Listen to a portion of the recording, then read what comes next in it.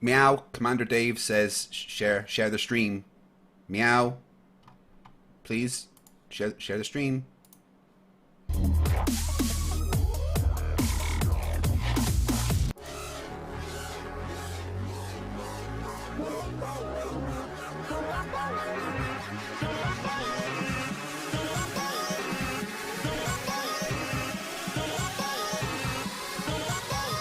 Happy 420, everyone.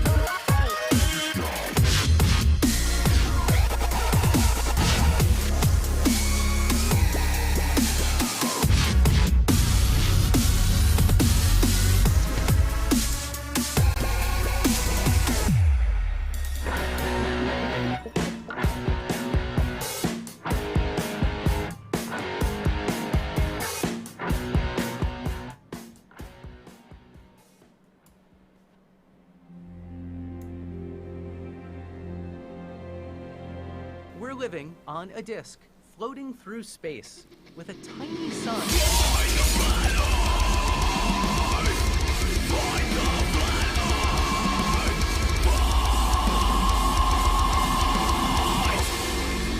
Hey, I'm FTFE, and welcome back to the channel that does to stupidity what a frozen release catch did to the most powerful rocket ever launched.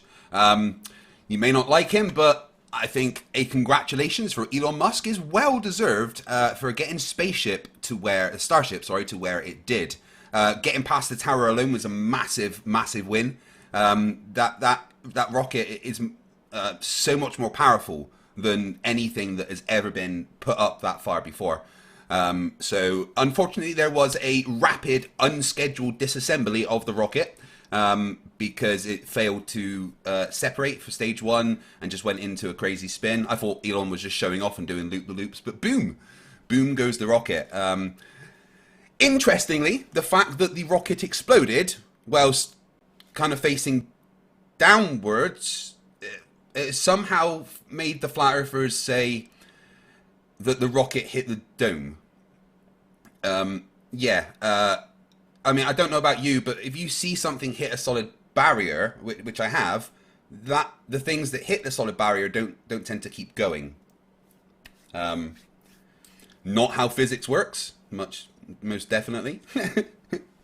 Right, so today I am speaking to brother Sanchez once again. He contacted me even after booting me last time and stuff, and has apologized. And he came to me with an offer. He wants to debate me, but he wants to do a series of debates that are pay-per-view. He's going to find somebody to do these pay-per-view debates with. He's done one, and apparently quite a lot of people came to it. So he wants to do a series of pay-per-view debates.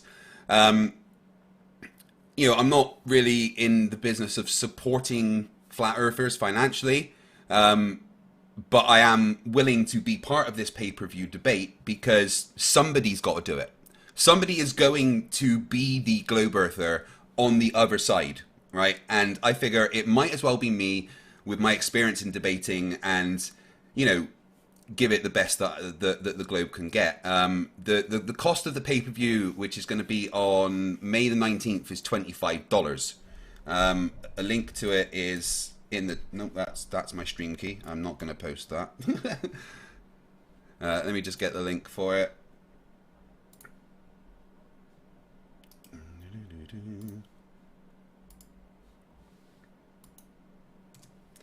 So that's the link where The pay-per-view event will be streamed. It's $25 for a ticket. If you want to do it to come and watch it, I don't want to put my content behind a paywall, all right? And anything that I produce and do will be free. But I am taking part in this pay-per-view debate. So if you want to watch it, I will be getting some of the money for the tickets. So, you know, I guess it's a way of supporting me if you want to. But, you know, I'm not doing a pay-per-view debate for you guys, right? I'm doing the pay-per-view debate because somebody's going to do it, and it may as well be me. If you want to come and watch it live, it's $25. But I'll make videos and stuff about it. I won't be able to post the entire thing because it's like a company that's doing it. But I'll make videos and stuff of it myself, and you know, try to cover it in my own way. But if you want to watch it live, it's going to be $25, right? I'll let Bro Sanchez explain it a bit more. Let's get him on. Hello, Brother Sanchez. How you doing? Oh. Hello, Brother Sanchez. How are you doing?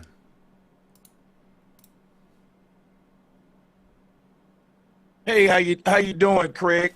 Doing Just good. finishing up my little intro there. Salutes. We good to go now, huh? Yes. All right. I was just telling my crowd about what the offer you come to with about the pay-per-view event on May the 19th. I've kind of explained, you know, briefly about where, you know, how you access it and everything. Is there anything that you'd like to tell people about it? Well, actually, is once they hit the link, they'll come right to a page. You'll be able to walk them through it if need be. I can do it through the show today when we share the screen. And once they check out, they will see a time clock counting down after that. And when that day get to 0, that's when we will air live. It's that simple, guys. And I want to thank everybody on your side for supporting, you know, Craig for the debate, because he really gonna need y'all help. So thank y'all. Yes, I need help, Brother Sanchez. That's obvious. Yeah, no, like I've said to my crew here, I've always said that I will never put my content personally behind a paywall, you know. So, you know, this isn't like, it's not, I'm not the one producing the debate or anything. It's all being done on Brother Sanchez's side. I'm there taking part in the debate. Right. And I'm sure you'll be okay if I make like little videos about it and stuff. I mean, that'll bring more attention to it as well. So, you know, if my guys want to come and watch it, then the link for it is in the chat. It's $25 next May. But we thought that we would have this debate beforehand. We thought we'd give people a taste of what they are going to get if they do decide to come and watch the pay-per-view debate. And yeah, like I said, this is a kind of a pre-debate for that. And it's a good day to do it because quite a few interesting things have happened today that definitely support the globe Earth. So do you want to just get into it, or do you want to talk about anything for Flat Earth first? I'm interested. You got me interested in what happened today that supports globe Earth. Well, the biggest one that is a really good support of the globe Earth is the solar eclipse. So the total solar eclipse today that happened, you know, seen by a lot of people. We should pull that up while we discuss it. I'm gonna get some little eye candy while we going. You go ahead. Go ahead. Yeah. And it matches everything that the globe Earth says, right? So the shadow size and shape, because in the solar eclipse, the moon's shadow on the Earth appears as a small circular area of darkness that moves across the surface, which is consistent with the geometry of a spherical Earth, as the curvature of Earth's surface affects the shape and size of the shadow. On a flat Earth, the shadow would be expected to cover a much larger area and have a different shape, and you'd be able to see the moon literally in front of the sun. The path of totality, where the solar eclipse is fully visible, is a narrow band that moves across the Earth's surface that can be accurately predicted using the geometry and model, of the solar system and the heliocentric way of looking at things that I'm aware of. Tell me if I'm wrong, please. That there is no flat Earth explanation as to what is causing that solar eclipse. That there's no way for it to make sense. Yeah, but please, if you've got a response to that, go ahead. Yeah, I'm gonna actually play this video of the this little clip. We'll play that while we talk here, and I want to say that when we talk about eclipses, I really don't think there's no globe Earth proof for it, and I won't make the claim that studying objects in the heavens can give us a conclusive answer on what exactly the shape of the thing we're walking on. No different than me studying the chandelier in my living room gonna let me know the shape of the floor. But these things are good to debate because you say one thing based on your cosmology about how the heavens function, and I say one thing in my cosmology based on how the heavens function. I think what this argument will prove is which model has the best explanation for this heavenly phenomenon. But I don't think it really would definitively prove a shape of the Earth. And now I will say this as well.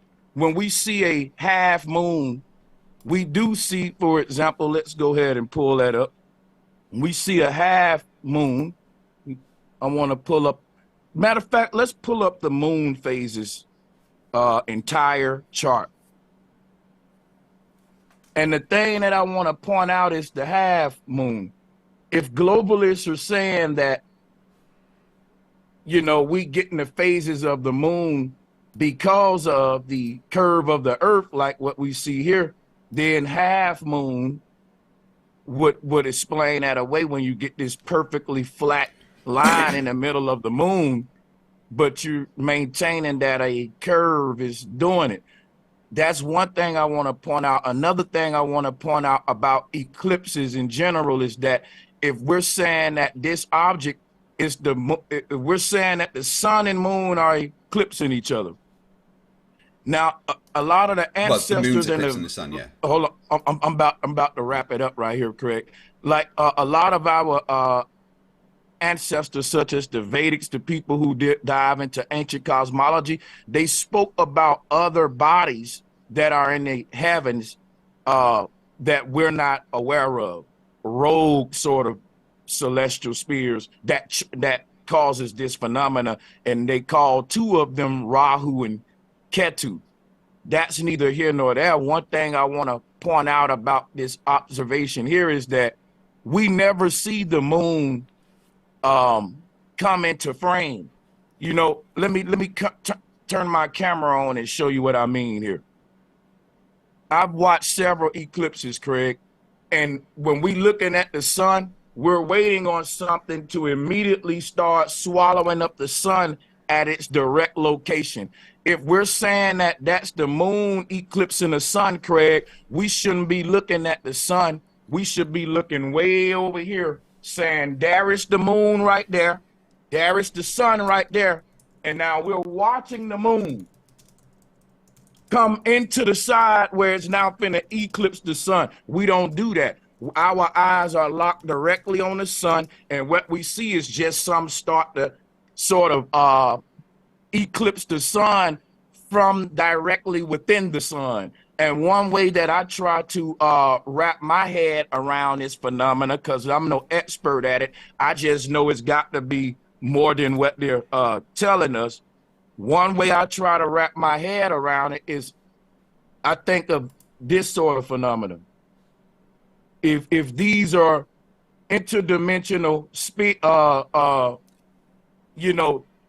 discs or spheres or whatever you want to call it, that are basically sliding in and out like a manhole cover, whatever this is eclipsing the sun, it's on the other side. If the sun is a stargate or two-dimensional doorway, then whatever this is on the other side of that doorway is not even in our realm and it'll be like me being in the bottom of this manhole looking up, and I'm seeing this lid slide back and forth from across it. I would get all of the moon phases. I would also get this eclipse phenomena. A lot of the ancestors spoke of the nature of they didn't call the sun a star. They call it a star gate. They call the moon a star gate. These were star gates, and these were portals or openings into other realms according to the Nordic people as well. This is my explanation of this divine phenomena. I don't think that what we looking at here is the moon per se, because like I said, we don't see the moon coming into frame. We always lock directly on the sun. It's not like the moon is over here and coming in, you know. So I'm gonna stop right there. I think you get my point there. Yeah, so there's a reason we don't see the moon before the eclipse happens, and that's because the moon's in the new moon phase. The side of the moon that's lit up is facing away from us because the sun's behind it.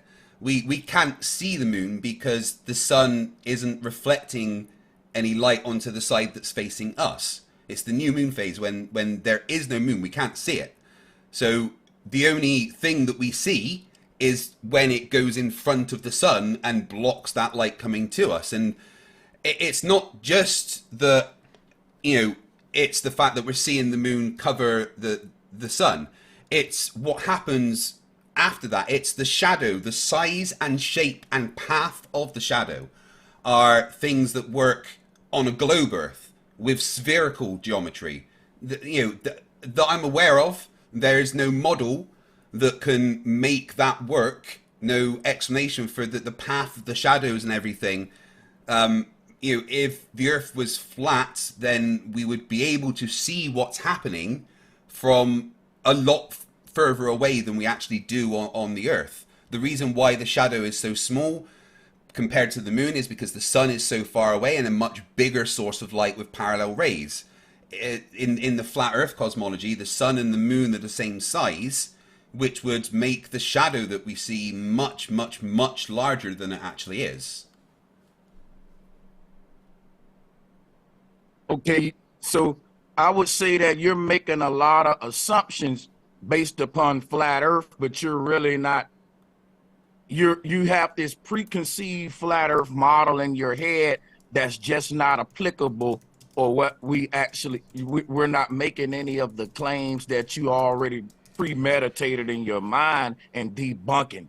So I would say that. I also have one more question about the eclipses before we move to the next phase. Yeah, just quickly. Do you subscribe to the the sun and the moon being the same size? Because generally that's what I hear from flat earthers. I don't want to strawman you. But you're not. Is that what you think? Yeah, but you're not. You're not. I do, but you're not equating for distances. You're not equating for other variables. My point was it's to do with the size of them, right? And if the sun and the moon are the same size and both local, then the shadow and everything would be much, much, much larger than we see on Earth. Here's what I wanted you to understand, Craig. Flat earthers are not making the claim that it is the moon eclipsing the sun. I just wanted you to know that. I don't know if you knew that or not. I mean, when we see eclipses here, I have heard flat earthers say other things, but what is it then? There should be something that we could detect that is there. Well, is it only there when it's eclipsing the sun? Why can't we detect this thing that's covering the entire sun other times? I just gave you an example. Well, you said interdimensional and stuff. Now let me hold on. In order to let's simplify this. Let me ask you a quick question. So, because first we got to get a grasp on what exactly this is that's eclipsing either the sun and moon during a solar lunar eclipse. What is this? You're saying one thing, flat earthers are saying another thing. I want to know, when we look at, for example, because there's various types of eclipses. Here is one. This one's called a blood moon eclipse. I just never seen in my life a shadow this color, this appear this way. I don't think we can recreate this if we wanted to and say that we ever seen shadows appear blood red and as if they're illuminated. I'm saying that we can't always maintain that this is the Earth's shadow, right? Because shadows are not red and translucent red. We're literally still seeing craters through this red translucent object, whatever this gradient is. It's some sort of gradient. So I just can't say that's a shadow. Can you explain to me about red shadows? Yeah, I mean, obviously this is a lunar eclipse rather than so this is so this is a lunar eclipse rather than a solar eclipse. So obviously this is when the Earth blocks the sun from the moon, and the reddish hue. Just checking my notes here, comes from the Earth's atmosphere refracting the sunlight. When the sunlight passes through the Earth's atmosphere, the shorter wavelengths like the blue and violet are scattered, while the longer wavelengths, like the red and orange, are bent and redirected towards the moon. The moon then reflects this reddish light back to Earth, causing the blood moon appearance. So that's why it looks red, because when it's in that particular spot, the light coming from the sun going through our atmosphere, that we are then seeing go to the moon and bounce back to us, has had the wavelengths that aren't red, like the blue and purple and green, already absorbed and scattered by the atmosphere. Whereas that red light, the color that we see, has the longer wavelengths. They are able to get through and bounce off of the moon and come back to us, which makes it look red, because that's the only wavelengths of light that have got through.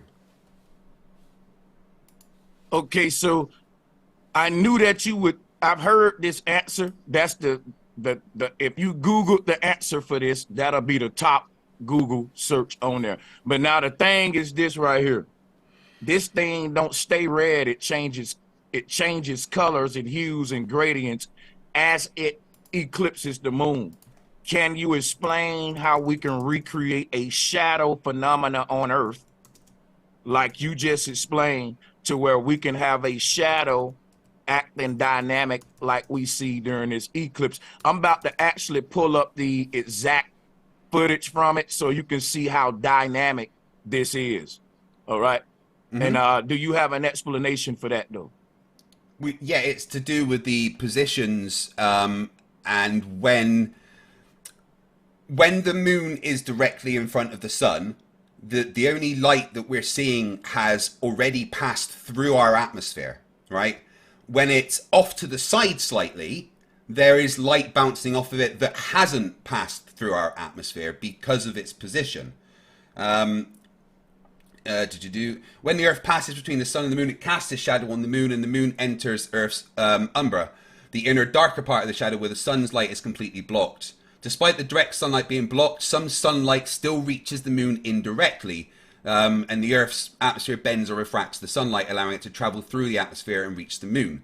So it's based on the position. You know, when it's not directly over the sun, it's off to the side slightly, so there's more light coming from the sun that hasn't passed through our atmosphere, hitting the moon and coming back to us. But when it's directly in front of it, because of that position, the only light that's getting to the moon is the light that has gone through our atmosphere. If that makes sense to y'all, then you know what? I'll just leave it right there, man. If you're saying that is okay, refraction is basically what he's saying, guys. I'm gonna let the crowd, my crowd and your audience now be the judge of this whole moon thing. But what I'm gonna conclude on with this is not a conversation about the ground we're walking on. And I think that you're just regurgitating what the mainstream science is giving us on this phenomena. And I'm questioning what they're giving us. That's all that's happening. It doesn't mean that what you're giving us from them is correct. I'm getting a little feedback on your end. But yet it doesn't mean that what they're giving us is correct. It's I an mean, explanation. And hold on, it's an explanation, and there are several explanations. And I think that we will have to weigh them all and see which one is the best explanation. I'm gonna say right now, I don't think refraction and sunlight bending and all of this stuff through the void of space to create this phenomena is a good explanation, even though it sounds very well articulated. But sure, grab the mic. so you said there's other explanations, right? This is as far as I'm aware, this is the only explanation that makes sense with everything that we see. So I gotta ask you a question. Have you looked at any other explanations? Well, And how that's many? that's what I'm about to ask you. Could you give me the other explanation that Cool, explains it in cool, the same way? cool. I'm about to do it. I'm about to do it now. And before I do that, let me say this, y'all. Everybody that's listening, never say that this is the only explanation makes sense if it's the only explanation you've been exposed to. That's just not wise to do, right? You need to have something called comparative judgment, if that makes sense. Now, the explanation that I gave him, guys, that he just overlooked, and that I know he's immediately gonna shoot down with ridicule because it's called cognitive dissonance. What I gave you for my example was, think of lens gradient. So let me pull that up for you. Think of a lens gradient like this. And that if you're sliding into these gradients, You're showing the wrong screen. boom. Oh, okay, yeah, I am. I'm moving too fast. Hold on here. There we go. So I'm saying, I'm opening up my mind. I'm using the first steps of the scientific method, which is observation. I'm observing that this is the foundations of philosophy, and all of that is me using my own mind. I didn't say science was wrong. I'm actually being a scientist following methodology instead of regurgitating theories and other people's explanations. If I come up with my own explanation and the one Craig read is better than mine, then I'll consider that one over mine. But I don't just run with an explanation just because a scientist said it. I have a mind to question all things. With that being said, my explanation is that this is some sort of lens gradient that's sliding across here. And it's not on the dimension that we're on, but the moon is like a two-dimensional holographic portal. It's not solid. And I'm going to prove that now if you don't interrupt, because you asked me for my explanation, right? No, but sorry, you go I ahead. want to know if you're going to give me enough time to explain it, because No, I'm not explanation going to say anything, bud. You've got the mic. I'd love to hear this explanation. Okay, thank you. So check it out, Craig. I know that the moon is not physical. And I got a sources from a scientist in the 1960s who was debating all of the mainstream scientists that the moon is a plasma, you can't land on it, as well as the Dogons say that too. Now, what we use is observative-based science. That's the first step of the scientific method. What do we see here? We see the black sky behind the moon. We can see that if the moon is solid, there's no way I would be seeing the black sky in the background through the craters of the moon. That's at nighttime. At daytime, right? I see the blue sky through the moon. You know what else? I got videos that shows us seeing stars through the moon. You can't see through a solid object. Let me pull these videos up here. So the moon is a interdimensional gateway. This is not nothing I'm making up. This is something that comes from ancient cosmology that y'all ridicule. These are things that the ancestors say concerning the moon. And that when we observe these things, we can back that up.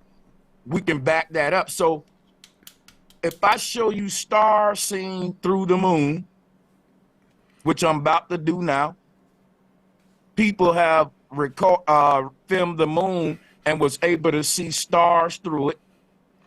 and they've been censoring the hell out of those videos, by the way. But I'm going to pull it up from my channel because Hey, I what you smoking for uploaded it. And I 420, just bro? got it. Say what? Say that again. What you been smoking because it's 420 today? You know what, man? It is 420. I need to be smoking. Real talk. But You're check telling me you this haven't out, had Craig. anything? You know what? I was going to ask you, what do y'all got any good shit in the UK, man? What you smoking on in the UK? Oh man, yeah, we do get very good stuff here. We're not supposed to, of course, but it's very, very good. I'm smoking some lemon crumble today, and it's amazing. You know, I'm smoking, I'm about to light up with you. Think this is some monster cookie or some shit like that. Salutes to the 420 day. Let's drop a bomb for that. So everybody in the chat room, join us on this. Yeah, And you're yo, smoking, we having smoking. fun right now too. You want to interject while I access this clip real quick? Yeah, I'm just gonna hit a bong.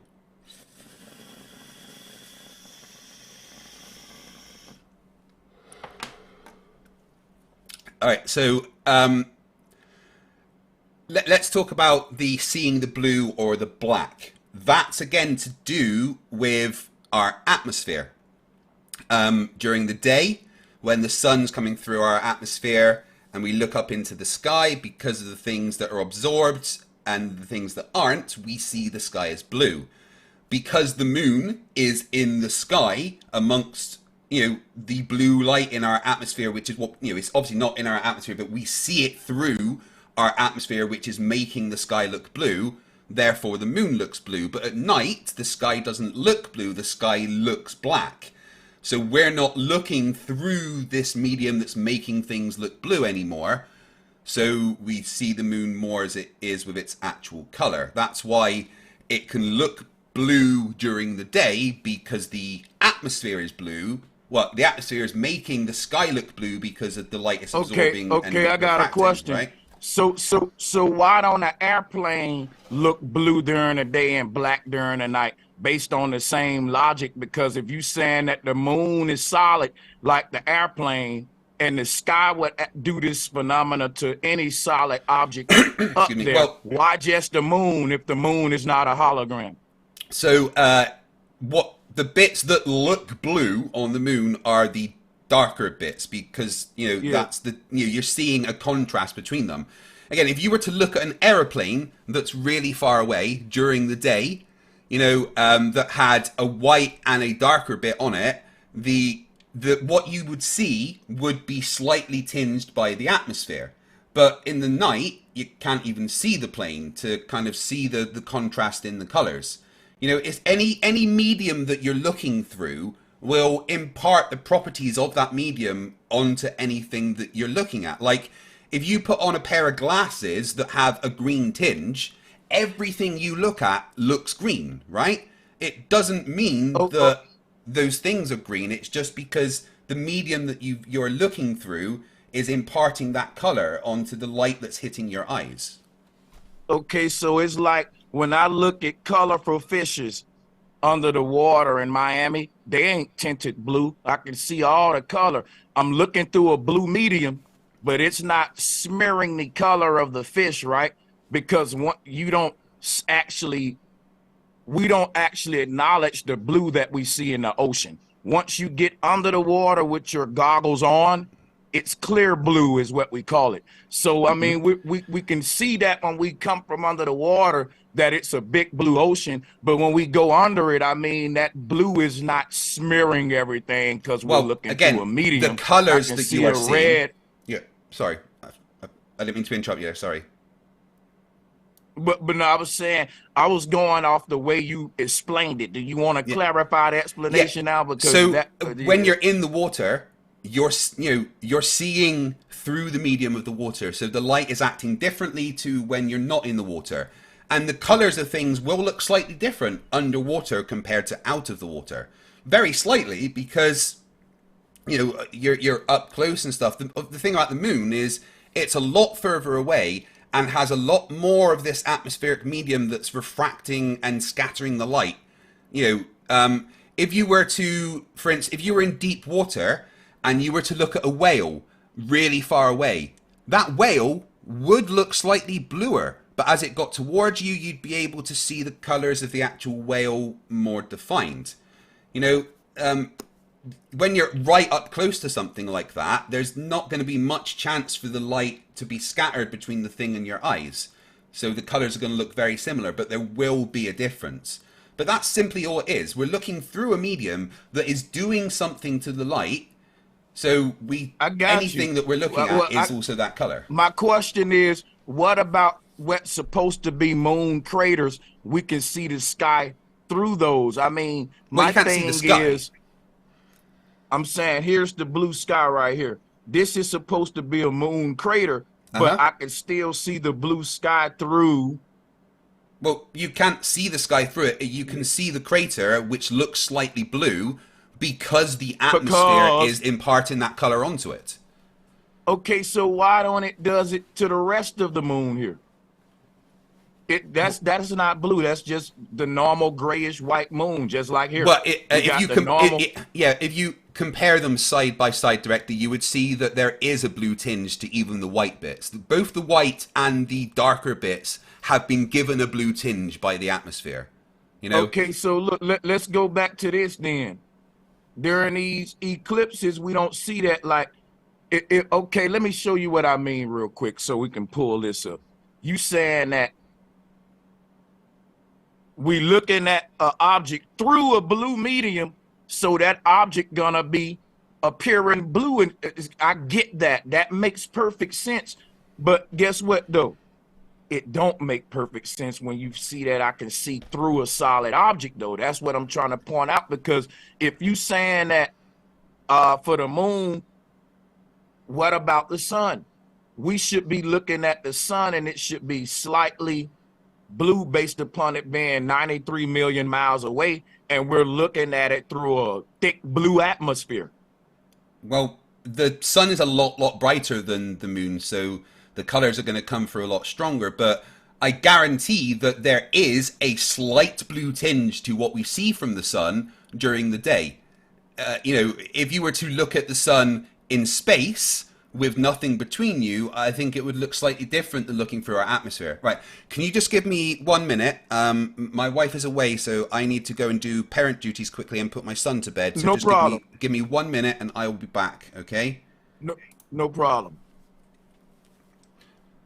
Thank y'all, everybody, for tuning in. Sorry guys, back in just 1 second. Thank everybody for tuning in. I want to thank you guys in advance if you're coming out to the pay-per-view event. You can get your tickets from the link that's pinned to the top of the chat room. Do me a favor and like and share this video.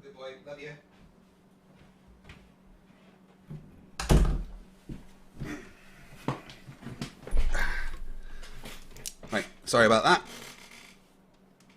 It's all good. So if I don't tell my 14-year-old son to go to bed, he'd just stay on his PC all day. So. Oh, I know how that is, man.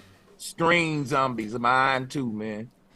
Hey, Craig. I want you to check this out real quick. Yeah, I'm gonna just watch. I'm gonna play a 4-minute video and then we'll come back. Let me share the sound with you. Hold on. Can we do it without the sound in case there's a copyright? Okay, yeah, I'll just put these captions up. Yeah, that's probably best. You know what? I can actually put the narration to it. Let me go ahead and get my read on. Here we go. So for hundreds of years, astronomers have recorded seeing stars and planets through the moon. For hundreds of years, guys. You can go and look in several diaries. March 7, 1794, 4 astronomers wrote in the Philosophical Transactions of the Royal Astronomical Society that they saw a star in the dark part of the moon.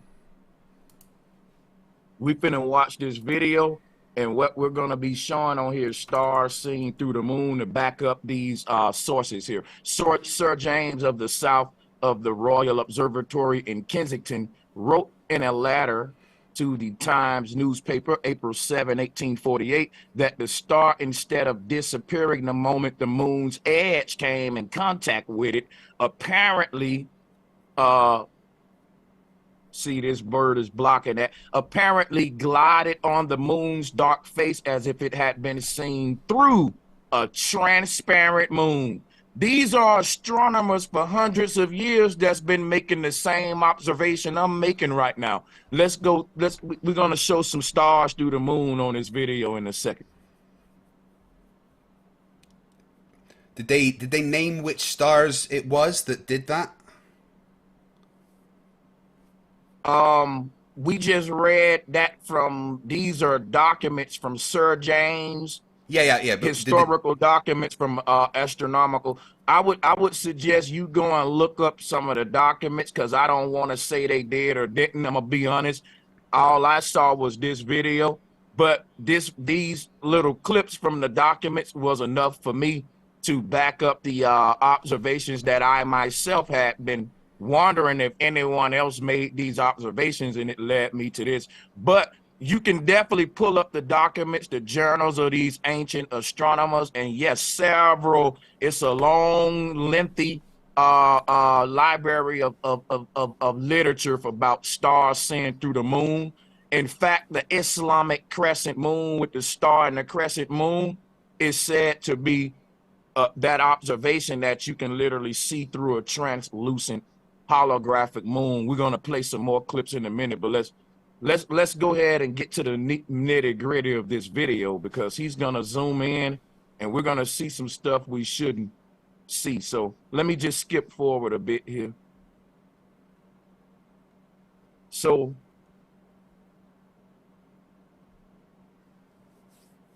we just play it here. Now, here is the moon. Now, we are told that this part of the moon is being blocked by the Earth shadow, or that's how the moon getting its phases or whatever.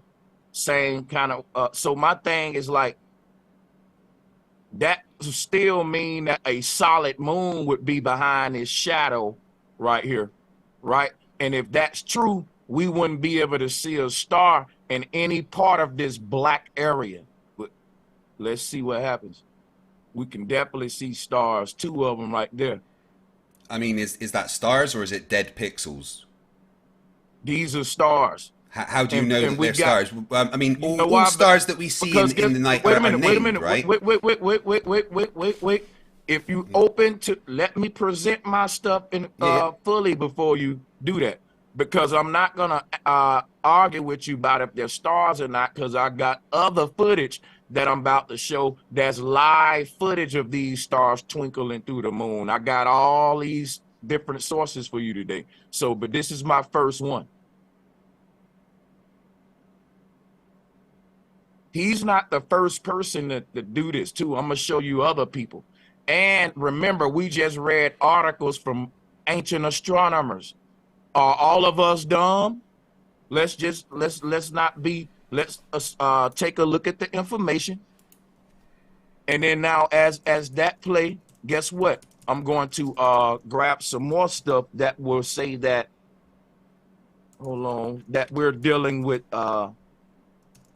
holograms. Stars are luminaries. They're not solid. They're plasma.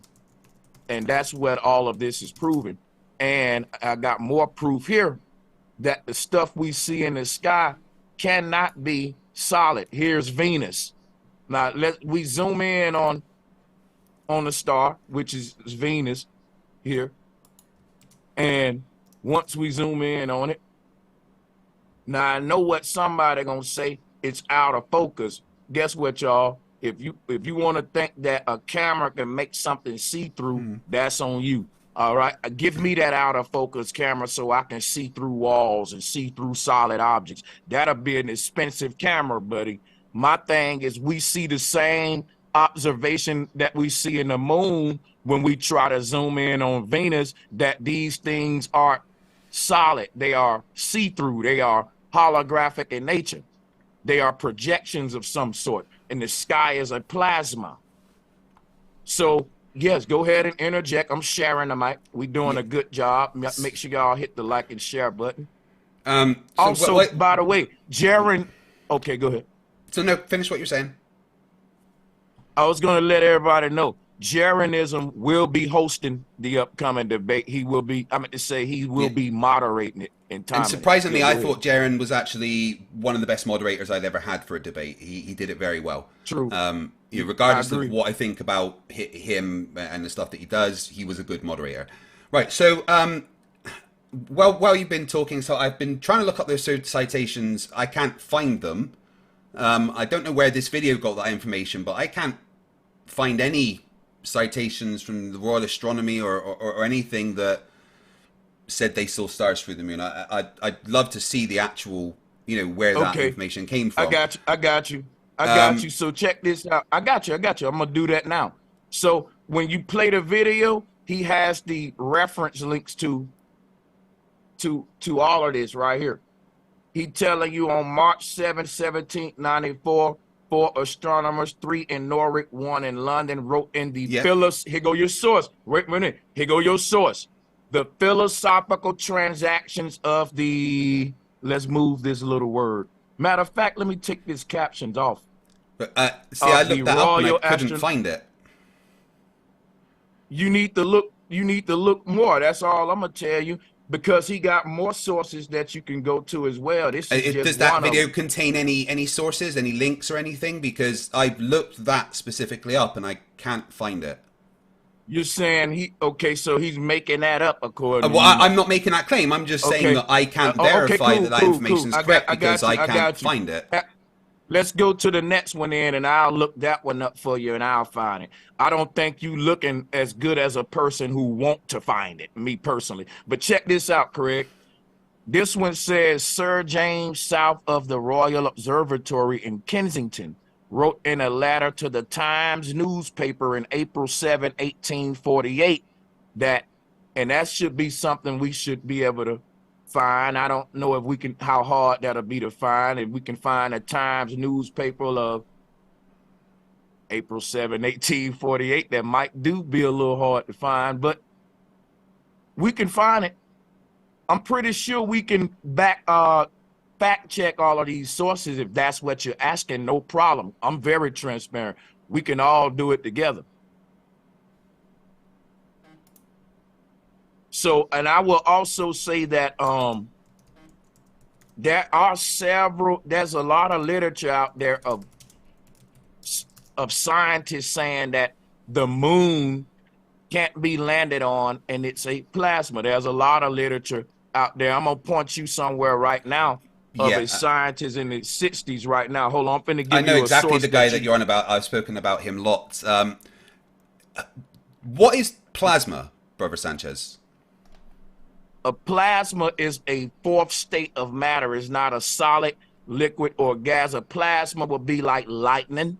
It'll be like a lightning strike, electricity, this state of matter that's in a realm of fire and light. Now we're dealing with plasma.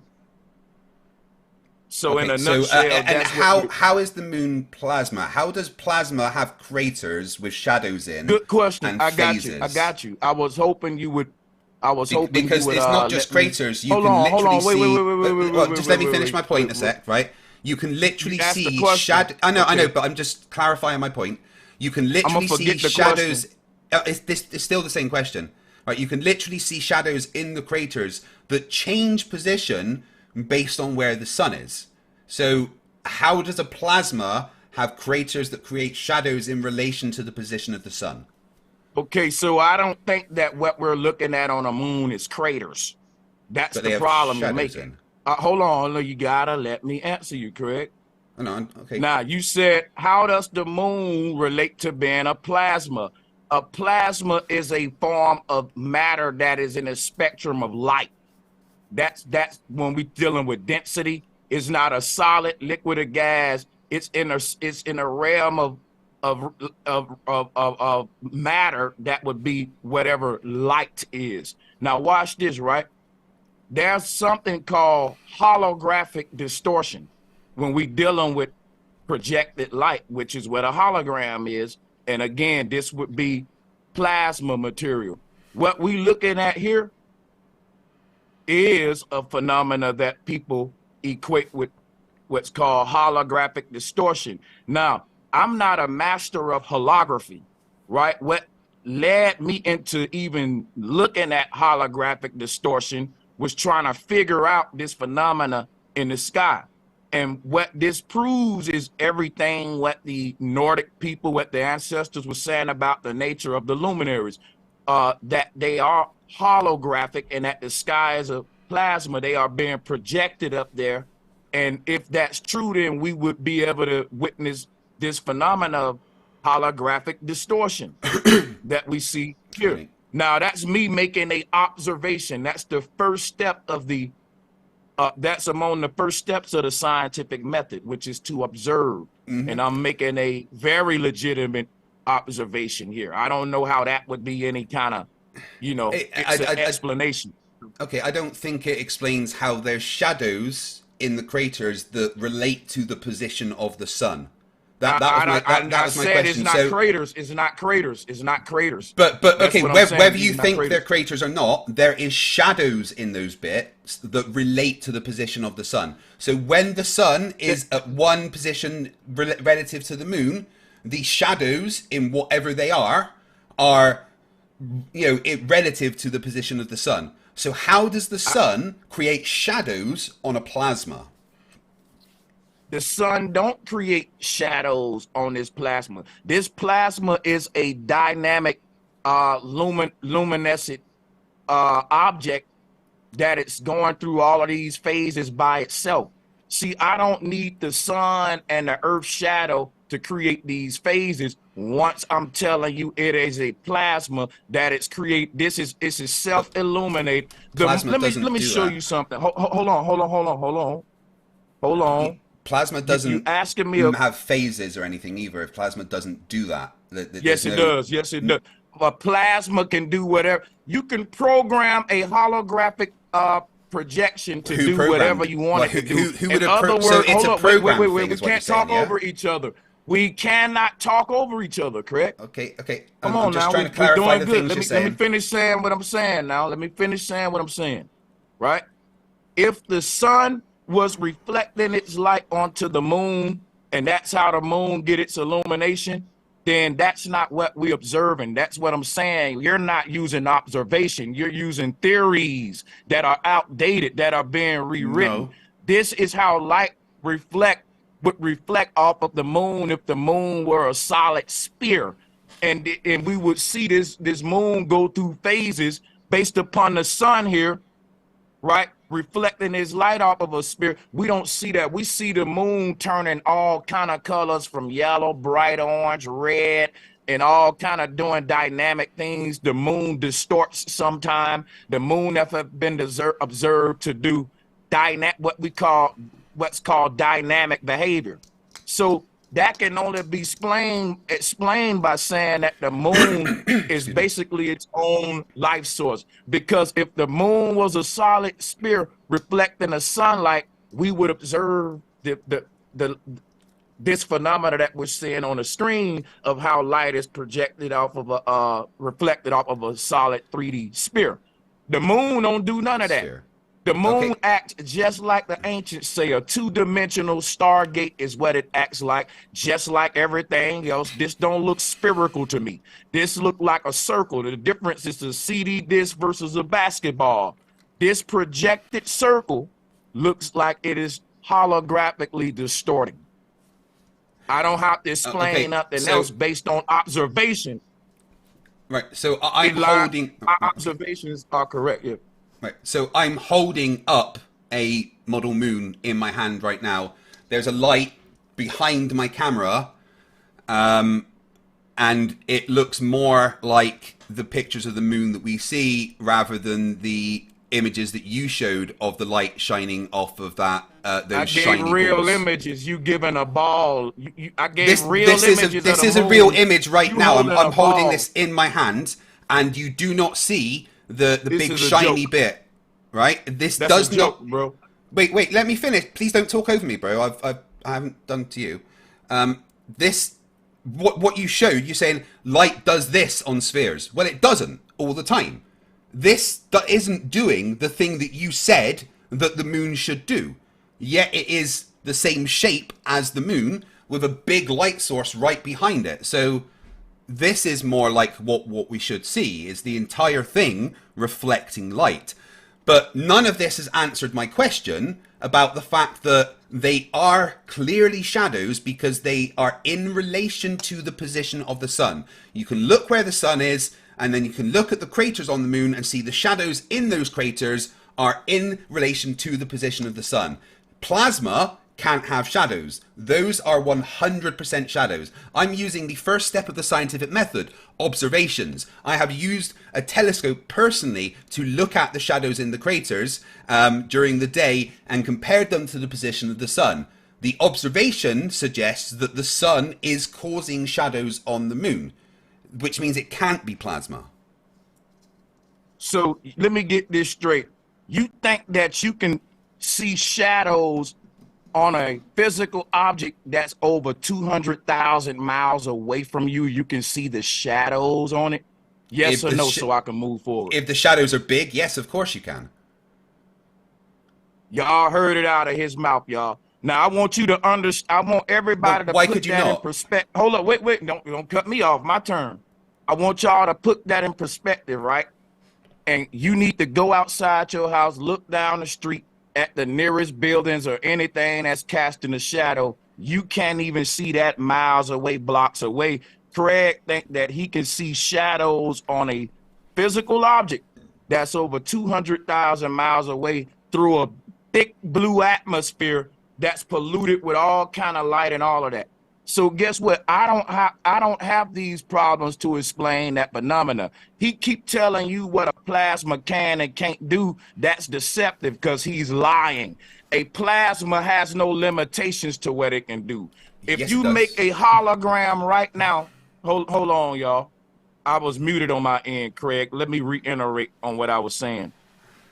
So basically, guys, I just unmuted my mic. I'll reiterate on what I was saying to you on my end. What I was saying to Craig was that basically he's trying to lie to y'all about what plasmas can and can't do. Plasmas has no limitations, as Craig's saying. Also, people, what I was telling him was he think that he can zoom in on a solid object that's 200,000 over 200,000 miles away and pick up shadows on it, but you can't look down the street blocks away and see shadows, the shadows of the buildings and objects that's casting shadows blocks away. He want me to believe that he can zoom in on a moon that's hundreds of thousands of miles away, right? And that he can see shadows on it like what we see here. I'm going to show you how I know that the moon is not hundreds of thousands, 200,000 of miles away and all of this stuff. Therefore, he's trying to pin me down to the things he would need to prove his globe. I don't need that to prove what I'm saying about the moon being a plasma that's close to the earth. Now, watch this, y'all. He said he's using observation. What do I observe? I observe clouds in front of the moon, and I observe clouds behind the moon. And there's no way that a moon 200,000 miles away should be within the clouds. Just like when I showed the sun, pilots flying above the sun. And guess what, Craig? We can go to that too, because that was something I wanted to segue into before we... Right. This tie into that, though. So what I want to say real briefly, and we won't spend a lot of time on this one. Hold on. Let me make my point. I'm trying to show people this. I don't need to make the same claims Craig make about the moon, even though he's making it like I do, right? I said that the moon is a plasma. I submitted proof to show you that if I'm saying that all of the objects in the sky are luminary plasmas that are not solid, then I would need to prove that. And I'm proving it with holographic distortion. I'm also proving that by showing you that we see through the moon, we see stars through the moon, we see the blue sky through the moon and a black night sky through the moon. I'm proving that these things are holographic. I'm also showing you they're not far. I'm also showing you that they're not far away as well. So just like we see here with pilots flying above the sun, and just like we observe here, we can see clouds on the same altitude of the moon here, and the moon within the clouds, the realm of the clouds. So my thing is, the claims that I make, I present the evidence that should support those claims. If you got some different, then you do yours. What I want to this is my last sentence, and I'll turn the mic over to you. I'm making claims, and I'm showing a variety of information to support my claims, whether you accept it or not. That's your own bias. Nothing I'm showing works for the globe. It backs up what I'm saying. And Craig, I just don't think that when you say that the moon is reflecting the light of the sun, you can really show that and reenact that in our physical realm. You can't, you know what I'm saying? You can't do that based upon how light would reflect off of a sphere. Go ahead. Okay, you've said so many things there, bro. I'm just going to ask you one question, and I'd like you to specifically focus on this. You've said that plasma has no limitations. Can you provide proof of that statement, please? Yes, I can prove it to you right now. I'm gonna give you an example that'll definitely open your mind up to what we dealing with. That plasma has no limitations. I heard you. I just want to answer you now. Yeah. So here's what's going. When we talk about plasma, we're literally talking about light, the phenomena of lightning, light, neurons, electricity. Once we start sculpting light the way we sculpt wood, none of that is plasma. I would just like to speak. You ask questions, but I can't really answer you if we're going to talk over each other. Also, Craig, we got to show the people that, whether Jaren is here or not, we still can do this thing without the moderator and still have it, decent. Yeah, I know. So, I feel like I've been very, very good. I just have a I just feel like sometime when you ask me a question and I get right into my screen share and all that, you should just kind of hear me out so you can know what to respond to. I'm lovely waiting to hear the explanation. Just so you're aware, though, plasma isn't light, and what you're showing on the screen, none of that is plasma.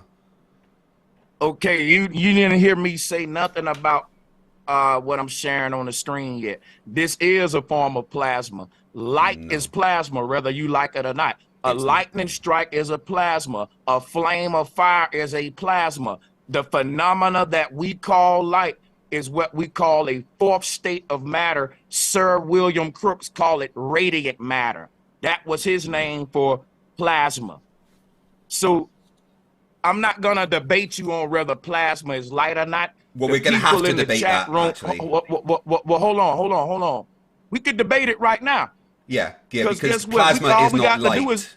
Plasma emits light, but it's not light. That's crazy. That now you playing that game that you playing is a crazy. That's like saying humans emit energy, but they're not energy. I'm not gonna play stupid games. Yeah, humans aren't energy. Like They're so I'm not gonna play those kind of games with you, man. So check this out, right? You obviously don't understand the nature of plasma. Oh, I do. I'm a nuclear engineer.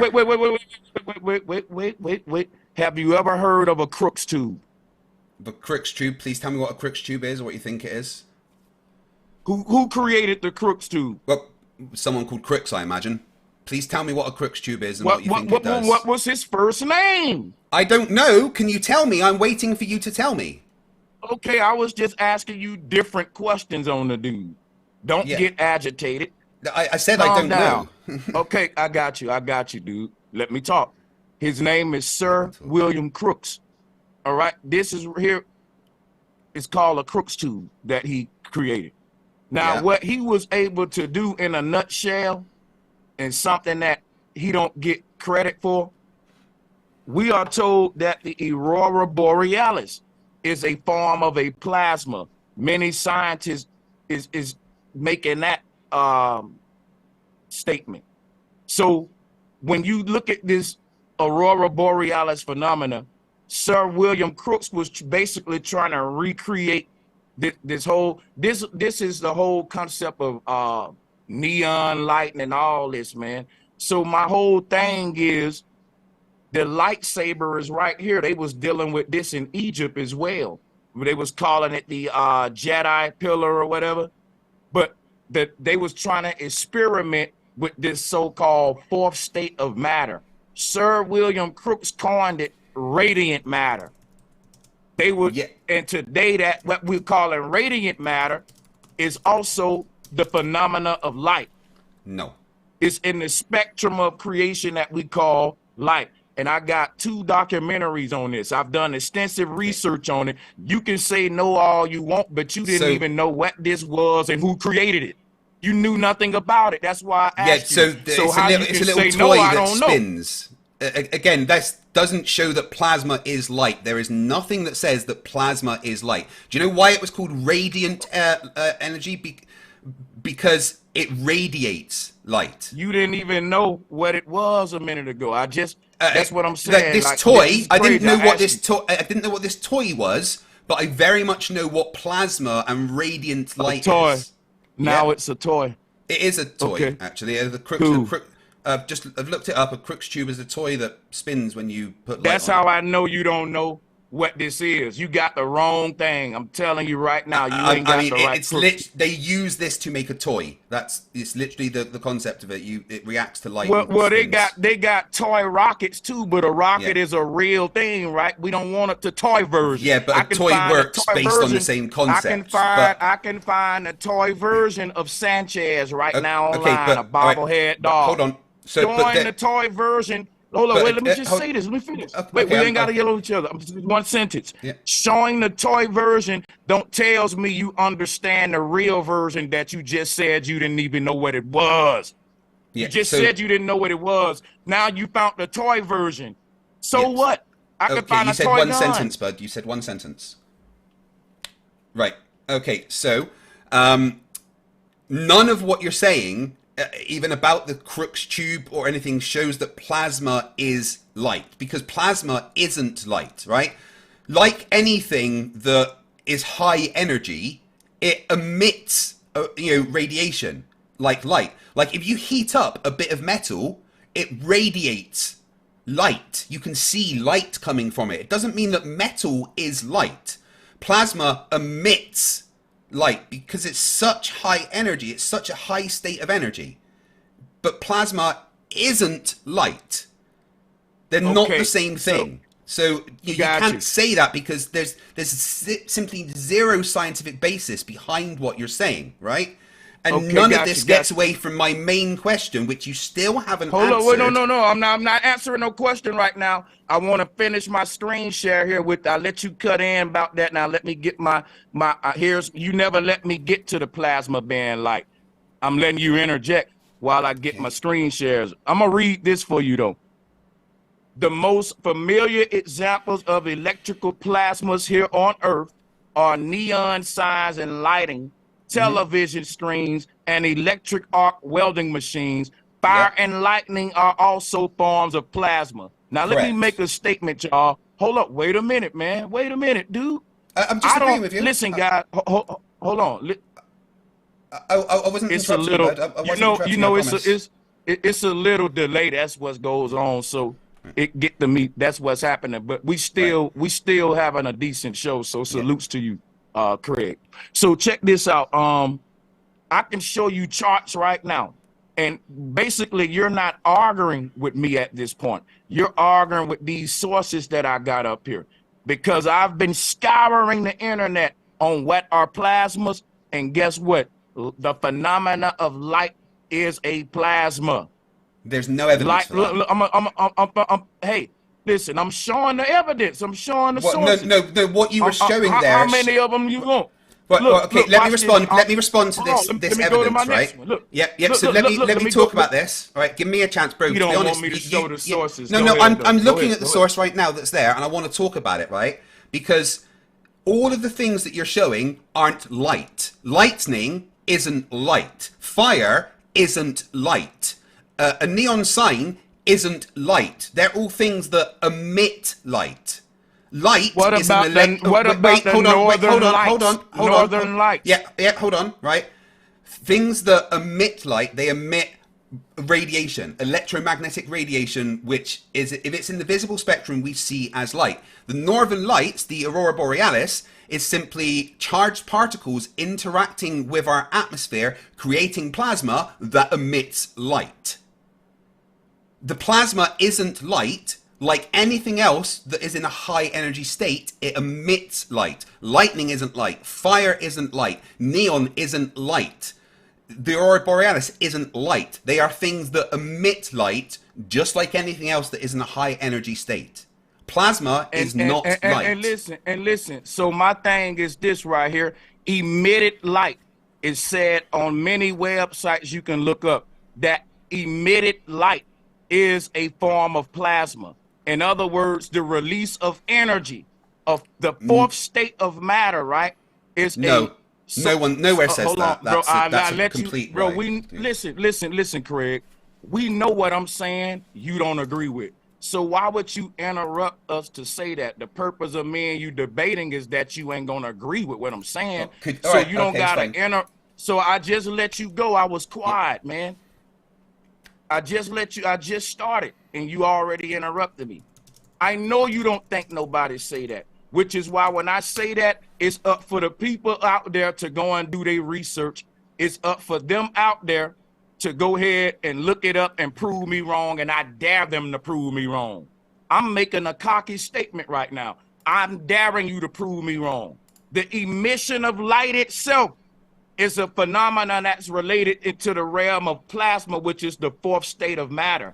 So everything has a aura around it, even the human. So like a flame of fire may illuminate a room. The flame is the source of light, but the aura around the flame, or the luminosity of the flame, how much of the room it illuminates, can be saying the emission of light.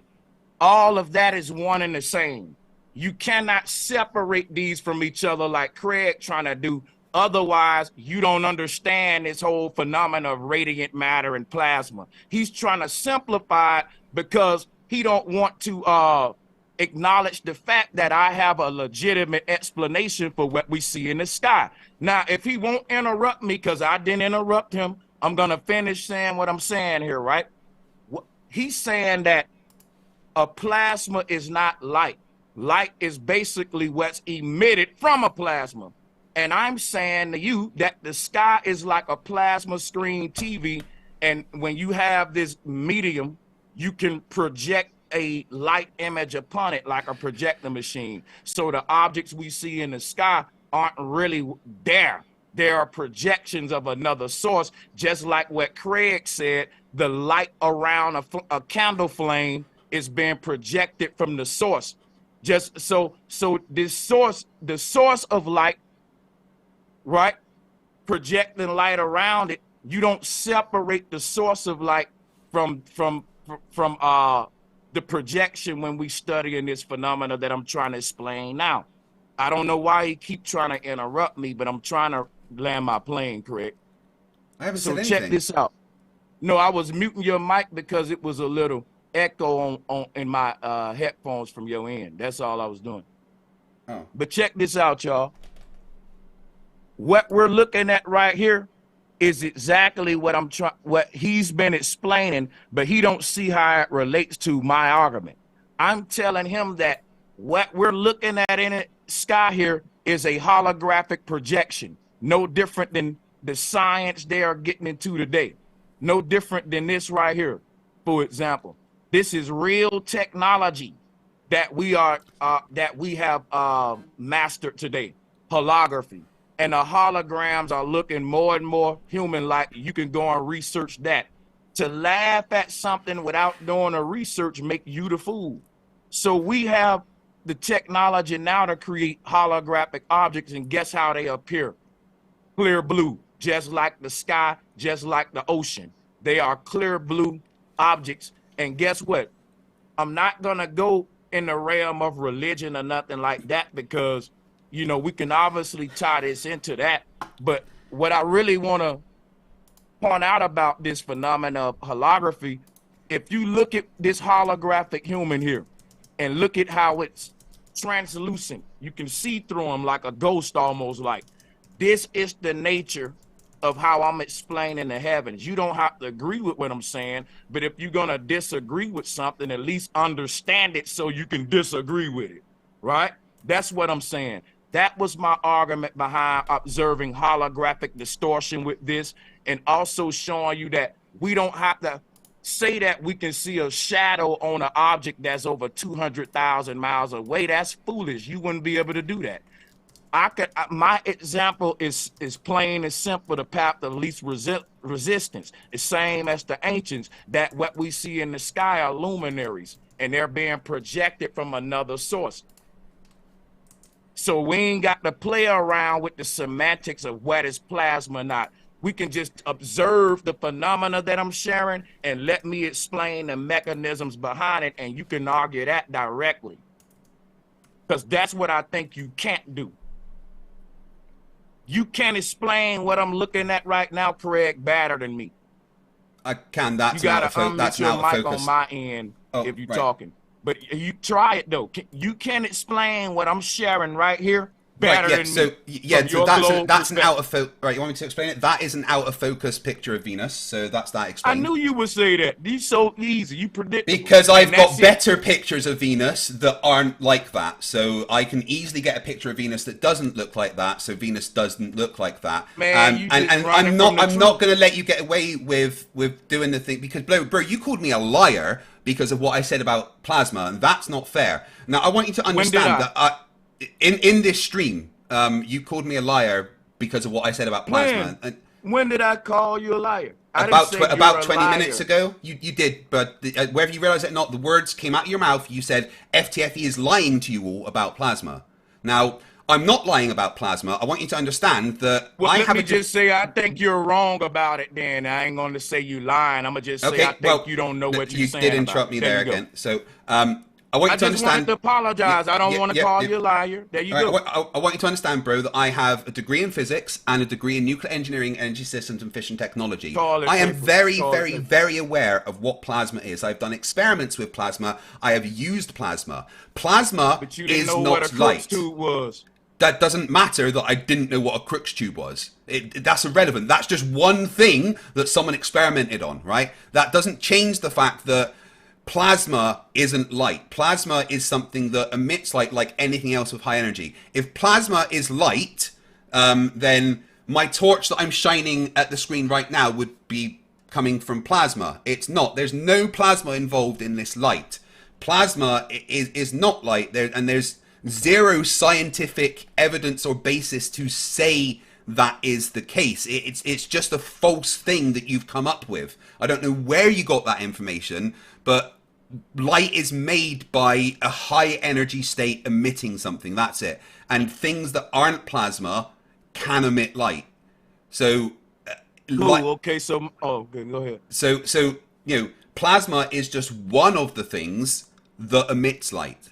It is a state of matter consisting of extremely high energy things, so much so high energy that the electrons have been ripped off of it. That's why it's what it is. It's an ionized gas, right?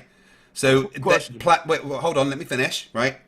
So plasma isn't light. Plasma is a state of matter that has been changed slightly, right? Normally it's a gas that has had its electrons removed, right? That is what plasma is. It's an ionized gas, okay? So just saying that plasma is light is fundamentally wrong on every single level. It's not semantics, it's just wrong, and you should stop saying it. Got you. Now let me grab the mic, right? I'm going to tell you why he don't know what he's talking about, and it's not me that's wrong. It's plenty scientific sources that's wrong. There's none. Person with a person that's degreed up like he say should know what a Crookes tube is if they know what plasma is, because Sir William Crookes was the man who made all of the foundational breakthroughs in the field, and he didn't even know who Sir William Crookes was. Your colleges failed you, yo. Now don't interrupt me when I'm talking. I got a question for you that's yes or no, and that's all I need. Unmute your mic. Is a battery energy? No, a battery is not energy. It's something that can give out energy. But it's not energy. No. Okay, so it's the thing that releases the energy itself. No, that's not how it works. No, I ain't saying that's how it works. I'm just asking you yes or no questions to see where you are mentally. You don't know where I stand on the questions I'm asking you, right? Yeah. The ball's in my court. I just find it interesting that you're telling me wrong when I know physics. Well, hold on. I just find it interesting that I respect you and let you talk, and I only told you to unmute for yes or no questions, and you want to go nit for that and be chaotic, brother. Just chill, relax. Now, my next question is this right here, man. That if when we talk about the release of energy, that's what light is like, the emission of light. Can we both agree on that? On what, sorry? I'm trying to find a common ground because we can't move forward in the debate at this point. It's kind of like a fork in the road to where we got an off sidebar argument about plasma. Yeah. So what was your question? Really dealing with. So now I want to know, can we find a common ground on what plasma is so we can debate about it? Because right now it's an ionized gas. That's what it is. Yeah. So you're saying it's a ionized gas. That's one thing on the list, though. That's what I'm saying. How do you hold on? Wait. Yeah. Stop. The ball's in my court still. Yeah. That's what I'm saying. You're trying to simplify what plasma is into this one little thing for the sake of trying to win a debate. But that's deceptive in a lot of ways. I ain't saying you're a deceiver. Don't get your panties in a bunch. I'm saying it appears that way to me. You can have a chance to, because if you're so degreed up, then you know that the phenomena of plasma is cutting edge science, and there are various types of plasma. You just can't say, well, it's this. I can show you websites with a list of various types of different plasmas on it. So I've summed it up based upon all of these websites, like many other scientists do. A phenomena, it's a fourth state of matter, according to Sir William Crookes, and it's a phenomena that's not dealing with solid, liquid, and gas. Those are the three states of matter. There's a fourth state of matter that Sir William Crookes called radiant matter. He said it don't behave like a solid, a liquid, and is not a gas. Light is its own state of matter, and he coined it radiant matter, and today we calling it plasma, but they're trying to make it into the other three states of matter when it's its own higher state of matter. It's this, what we're calling light is a state of matter within itself. Now, you may say, well, it's not a plasma because it's being emitted from a source, but everything that exists, it exists in some sort of spectrum in density in the material realm. So if I say, what is that smoke? We'll say it's a gas. If I say, what is that light? You're not going to say it's a gas. It's a plasma. But then you got to understand what a plasma is. Yeah. You don't. I can say that honestly. You just don't.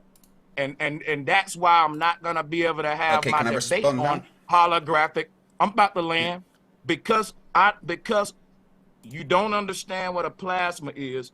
I'm not going to be able to debate you on holographic distortion and the nature of the luminaries. So now we need to start talking about the ground we walking on and the shape of the earth. And you need to go research Sir William Crookes and a Crookes tube, my friend. Okay, because right. You should know who that is. Can I respond now? Go ahead. Okay, so stop telling me that I don't know what plasma is. I know what plasma is, and you are wrong about what plasma is.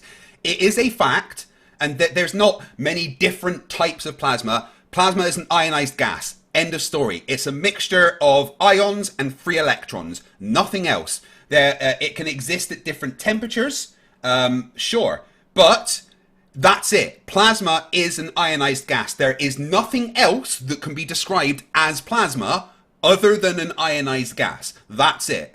It is something that emits light. The guy you're talking about didn't say that plasma was light. He said that it's a radiant thing, right? Which means that it's radiating something, energy, light. Plasma is not light. And telling me that I don't understand plasma, therefore you can't debate me, is just wrong, because I do understand plasma, right?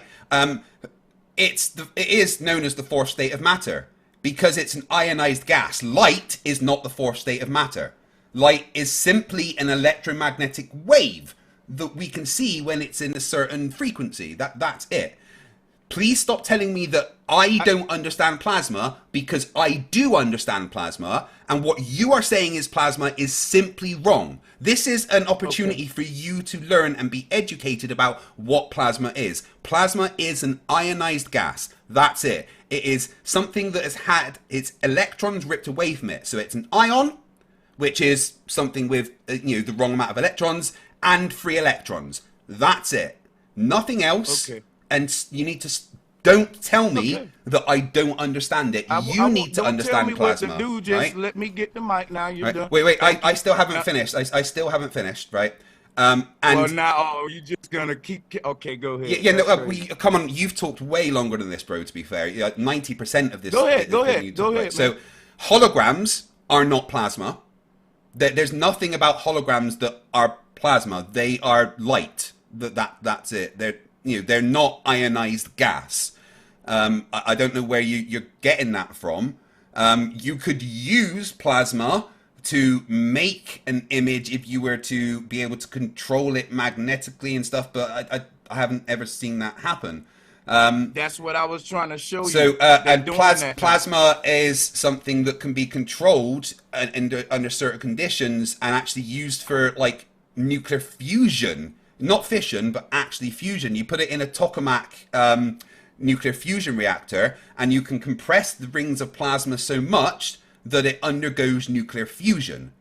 We know what plasma is, and you are simply wrong and need to understand yourself what plasma is. You cannot present me with any citations to back up your claim. There is none.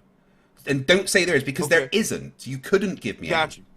Got you. Now check this out. He said that a plasma is an ionized gas, and that's all it can be, nothing else. So you telling me that these people are donating an ionized gas? Oh, that's blood plasma. Yes, that's different. That's a different thing. No. You said it wasn't no different types of plasma, bro. I'm asking you. Blood plasma is different to plasma. It's my turn to talk. Now, unmute your mic, bro. Don't take over it when it's my turn, man. Unmute your mic, please. And be fair now. I'm just asking yes or no questions. I ain't asking you to explain nothing. I'm asking you because I'm going off what you said. You said a plasma is an ionized gas. It can't be nothing else. Sanchez, you saying it's different types of plasma. You're wrong. You said that. Yeah, absolutely. Now you're saying that's a blood plasma. Guess what? That would be a different type. No. So let me just get, no. My turn. Now you want to interrupt me, man. Let me see. Just let me go now. I'll let you go. You are wrong, sir. You've been wrong the whole show, and we should change our debate title to what is a plasma instead of the shape of the earth. Because we ain't got off of the shape. We ain't even beginning to talk about flat earth and globe earth yet. So I'm going to do this real quick. Even though the ball's in my court and it's my turn to talk, we way off track here, Craig. And I ain't going to lie to you. I know that my people are ready to talk about curvature, mileage, and some flat earth stuff. I'm going to tell you right now. We are not in a realm of that right now. We off the Richter. We talking about blood plasma versus lightning plasma. And guess what I just noticed?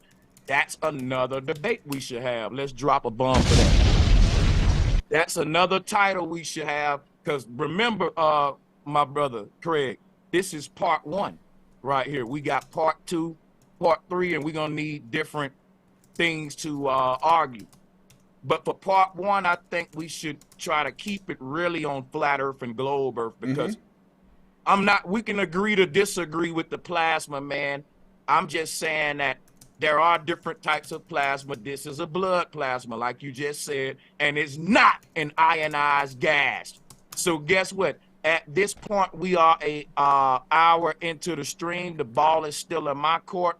I let Craig go. I'm going to forfeit all of my time so that we can start getting the callers on, because we're an hour and a half in and we giving y'all too much, man. Y'all need to be, you know, hitting the tickets. You see, it's gonna be lit for the pay-per-view, y'all. So go ahead and you know, we got a month to get your ticket. So it, you know what I'm saying?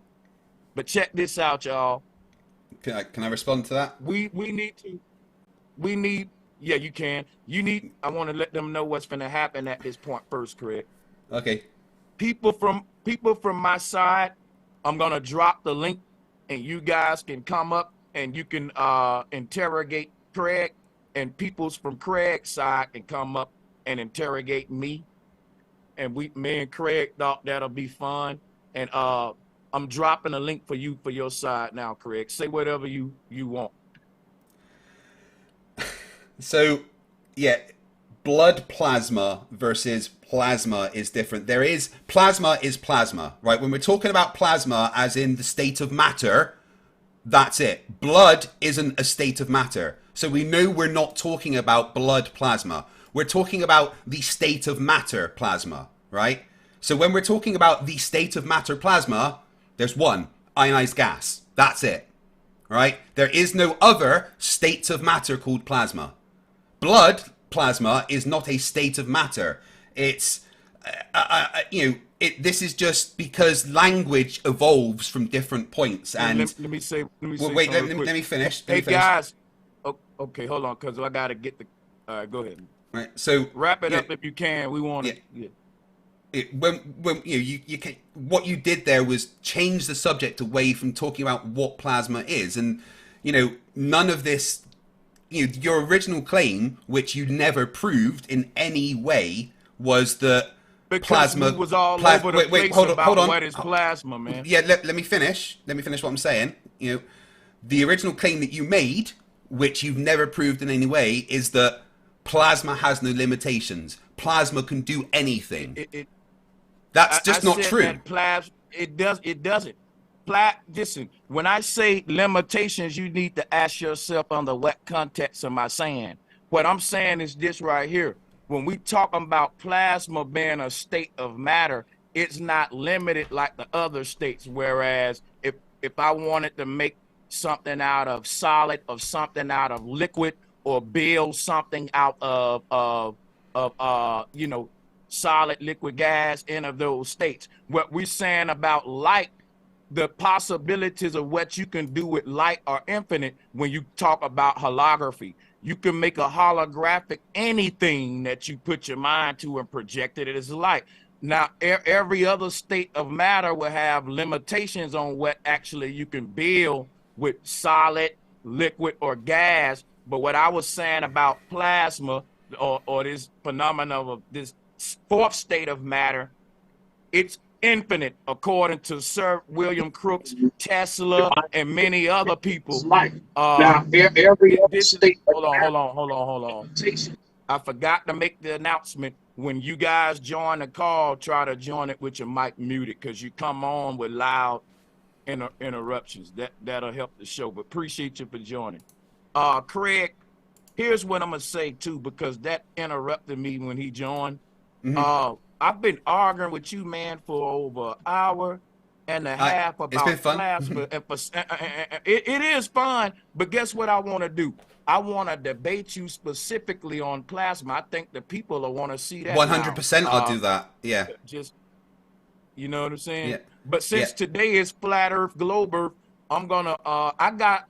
We was gonna do 2 hours, but if Craig agreed to stay longer, I'll agree to stay longer. Because, you just give me. Yeah, because I'm just gonna need 1 minute. I'm just gonna go and check that my son's put himself to bed, and I'm gonna grab a new drink and use the toilet. So I'll be back in just like 2-3 minutes. Okay. Okay, no problem, because I gotta make these announcements, guys. Okay. When you come up, guys, be respectful. When y'all be respectful and listen. We were gonna do a Flat Earth, Globe Earth debate for an hour, pause for an hour, but we ended up debating plasma for about 2 hours, which he's right, it was fun. But guess what though? Like I said, y'all need to be on the lookout for that. Flat Earth, Fight the Flat Earth versus Sanchez. What is a plasma? That's coming soon. Be looking out for it. Who want the mic first? but we gonna get on whatever y'all want. Salutes to everybody. What's up, Sanchez? What's good, Chief Mike? How you doing? I just got a question for him because you don't try to explain I said I'll as far take as plasma goes. the ladies But first. what form of plasma is not light? That's what I want to know because I've read the definition across the board, and I want to know what definition of what he knows as far as what light is not plasma. Yeah, I don't want to crank. And listen, guys, I'm kind of in medium mode now. I'm saving my real presentation and energy for that debate. You know how I go. I can't show them too much. It's like poker. We're going to let you ask him that too, Chief, when we get back. And sci-fi salutes to you. Hey, Sanchez. This is beautiful. I'm loving it, especially when there's people around the world that clicks on the link to argue, the same matter. But I think both of you guys could be right because it seems like there are different levels of plasma. And it seems as if, Sanchez, you're speaking from one perspective and he's speaking from a whole different perspective. But I think both of you guys could be right because it's different levels of it. And a lot of information is coming out in this Great Awakening, like the flat earth and all of this other stuff. So I'm thinking that the debate is going to be a good one. But I think both of you guys score real high. If there is a score, if someone is keeping score, it's going to be one of those watching a boxing game. And I used to watch boxing, when Mike Tyson and Holyfield and them used to go to Vegas. And remember towards the end of the show of boxing, they show you the scorecards. I think if there is a scorecard for this debate, it would be kind of tight between the both of you guys because I think you guys are both on point. And that's what I wanted to say. And thank you so much, Sanchez. Love you. Peace.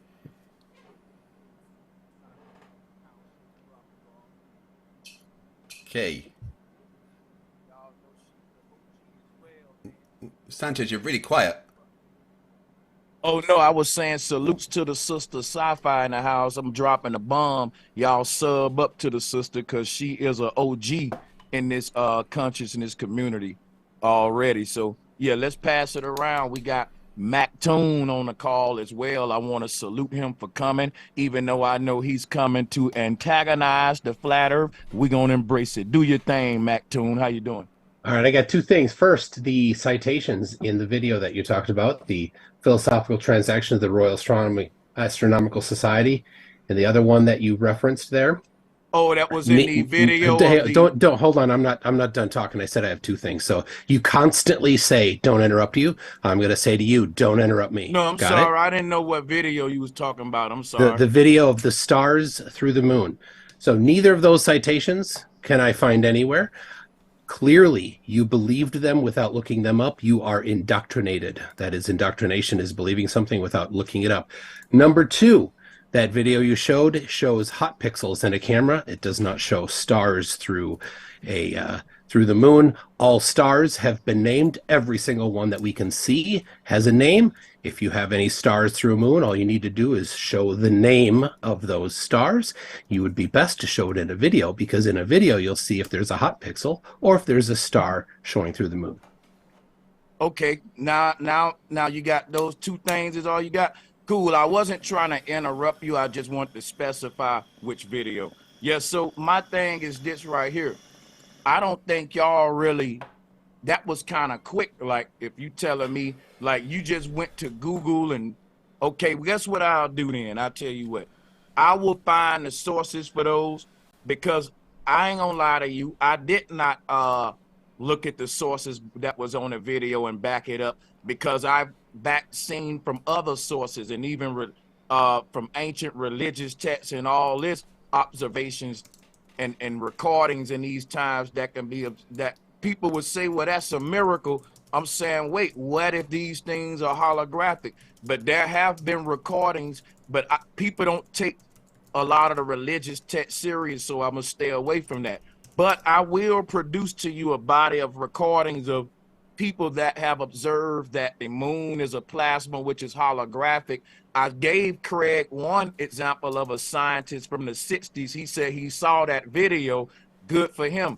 I can actually get that video now, but if I play it, we'll get a copyright. It's a black and white video. There were several scientists in the 60s, not just him. Even the Dogon tribe, they talk about the nature of the heavens being different than what we're taught. So I'm not saying which side, right or wrong right now. I'm going to say there are several explanations of what we observe in the sky, and I lean toward the explanations that I gave earlier until somebody can give me something more valid. But salutes to you, and we can take as many people as y'all want. Click the link. Yeah, I've put the link as well in my chat if anyone wants to come in and speak to Sanchez or anything. Hey, Toon, how you doing, bud?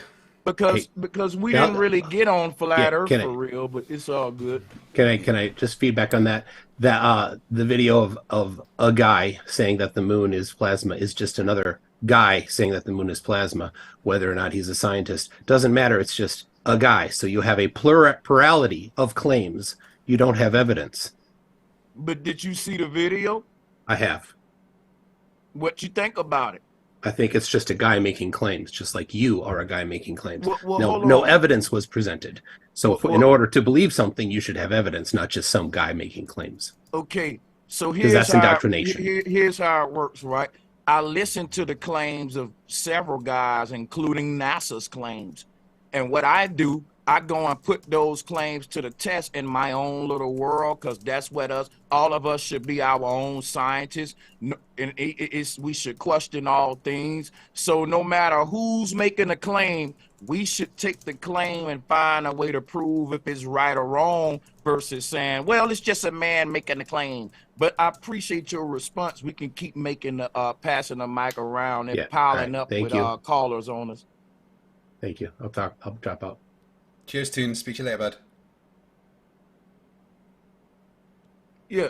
Hey, guess what? I would like to you to set up some. Hey, can you hear me, Craig? Yeah, I'm here. Hey, Craig, you know, man, you gonna do our debates or whatever, but we're gonna, matter of fact, stay on. We're gonna keep you on the call when the show over. I want to talk to you because I want to set up some debates with Mac Toon too. Yeah, absolutely, 100%. I don't know if who that's what's up. So y'all see, man, we got the best globalists to debate over here. Anybody that's looking for flat earth versus globe earth stuff, come on over here, man. Bro Sanchez, Golden Wings Media. We got the most advanced globalists. It ain't no easy win. And we got the high caliber flat earthers. Let's get it. Who got the mic next? Hello. Hello. You hear me? Yes. Who's this? Okay. Hey, Craig. Sava. Sava. Nice to meet you. First time talking, and like for everything you mentioned. Bro Sanchez. I got something to say to you, which is whoa. Your mic's a bit scratchy there, bud. Whoever that is talking, I want to hear you. And I want you to talk to me and take your time, but your mic is like that white noise. Man, is it Sava? Sava, check your audio input, unplug it and plug it in, and then unmute and try it again. Let's see if it take the feedback out. Do something, because, yeah, but then unmute Sava once you adjust your tech issues, and let me get a mic check from Sava. He's next, and he got a question for me. Okay, is that better? Oh, much that's better. Perfect right there. Go ahead. Okay, so just wanted to tell you one thing, Bro Sanchez, is that when you're doing a debate, you should have equal time between both person who are debating. I'm sorry if I have an accent. Yeah, but even though, you know, sometimes I've been listening, not everything, but close. And when you say, for example, I'm going to just say one sentence, and then you go on for like 5 minutes. Oh, we both do that, man. That's no, you do. Both no, I'm sorry, but you do Okay, well then lead the show. Next caller then. I want to talk about the plasma and the shape of the earth. If you don't like the way we getting along with it, then say I'm not buying a ticket and you can move. But you are not gonna down talk this debate between me and Craig, because it's between me and Craig, and I think he's been respectful. I think I've been respectful, and I think the people gonna get their money's worth if they support what we're doing on the 19th.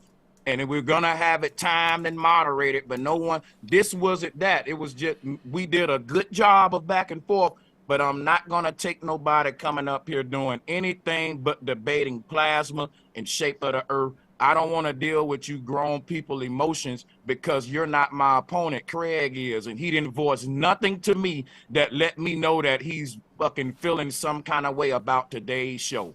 I think we had way worse shows than this one. Today was a success compared to the shit in the past. And I think he would agree to that.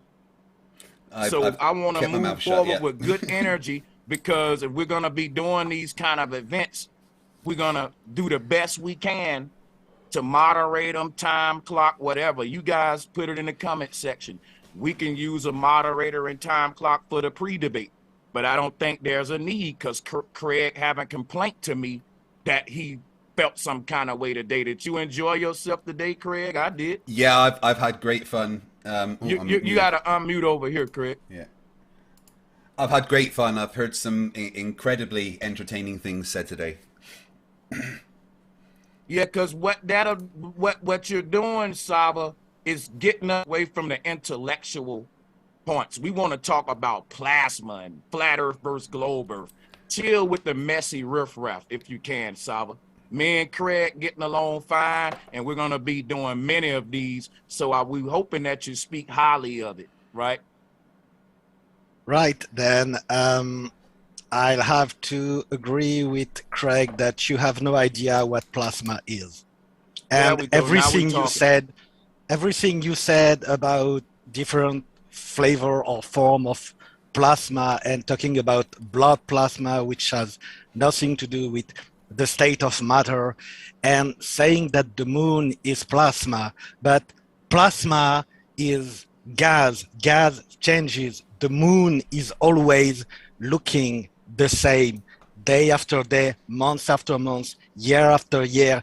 You can take a picture today of the moon using a telescope. Compare that picture to what it was last year, 10 years ago, or even 100 years ago, when they had the first professional telescope and they took a picture of the moon, and it would look exactly the same. How can a plasma always stay the same day after day, month after month? Yeah, forget about the plasma. No.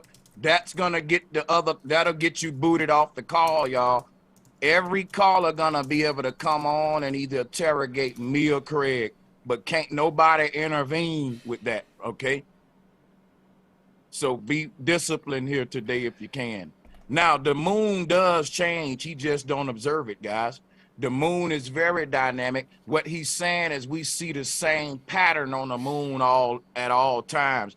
That don't explain away that the moon is a plasma. That was a dumbass statement.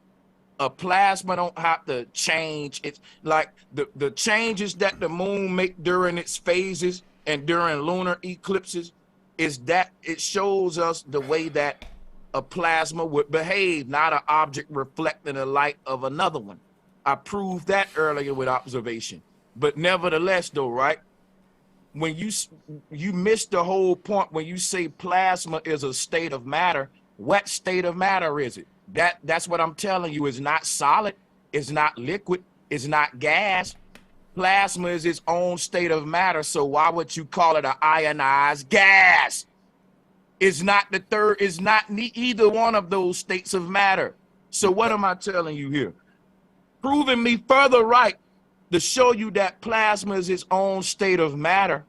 And check it out. And things can be plasmas that are different than light. It's a long list of what plasmas is. That's what I was telling Craig, right? And he said I was wrong. Then when I brought up blood plasma, He said, well, then that ain't the state of matter, but it's still a type of plasma. That was my point, that the state of matter form of plasma, that with this fourth state radiant matter, takes on other forms that can bleed into the other three states of matter. That's what Sir William Crookes was teaching. But if he knew who the hell that was, he would know that. But we're not here to debate about plasma and radiant matter. I'm yet to have a flat earth and globe earth debate with you guys, and that's what I'm selling the people. You made the whole show clickbait today because you can't move on. Yeah, but you're still wrong about what plasma is. It is an ionized gas. That is the state of matter. The state of matter is being an ionized gas. Cool, you win. Now we can talk about the shape of the earth. I mean, there's simply no arguing that fact. That's what plasma is. Well, I'm definitely arguing it, though. So let's let the rest of the callers you can argue what you like, but you're wrong. Yeah, so guess what, Joe? For you to just say plasma is just an ionized gas and that's it, cool, we're going to take that and run with it, man. You keep repeating that and ain't no need of us just beating a dead horse. So like I said earlier, like we can agree to disagree so that the people can have some call-in time, because I didn't think we was going to have a plasma debate today, but I'm going to tell you now, Craig, I can't wait for the plasma debate. That should be part 2. Yeah, absolutely, 100%. But yeah, let's get the next question in here then. I've got one. Hello, Tim Truth. Craig, let me ask you about the solar system. Have you looked at a scale model? I've got one pulled up here of the solar system. Yeah, I've got several on my PC. It's pretty remarkable how everything's like a grain of sand, and it's so spread out. Yeah. When you look at the whole picture, when it's to scale, right? Yeah. Yeah, like for instance, the moon and the sun, or the moon and the Earth are really, really far apart when you look at it to scale. Yeah. Yeah. It's pretty remarkable, isn't it? In what way?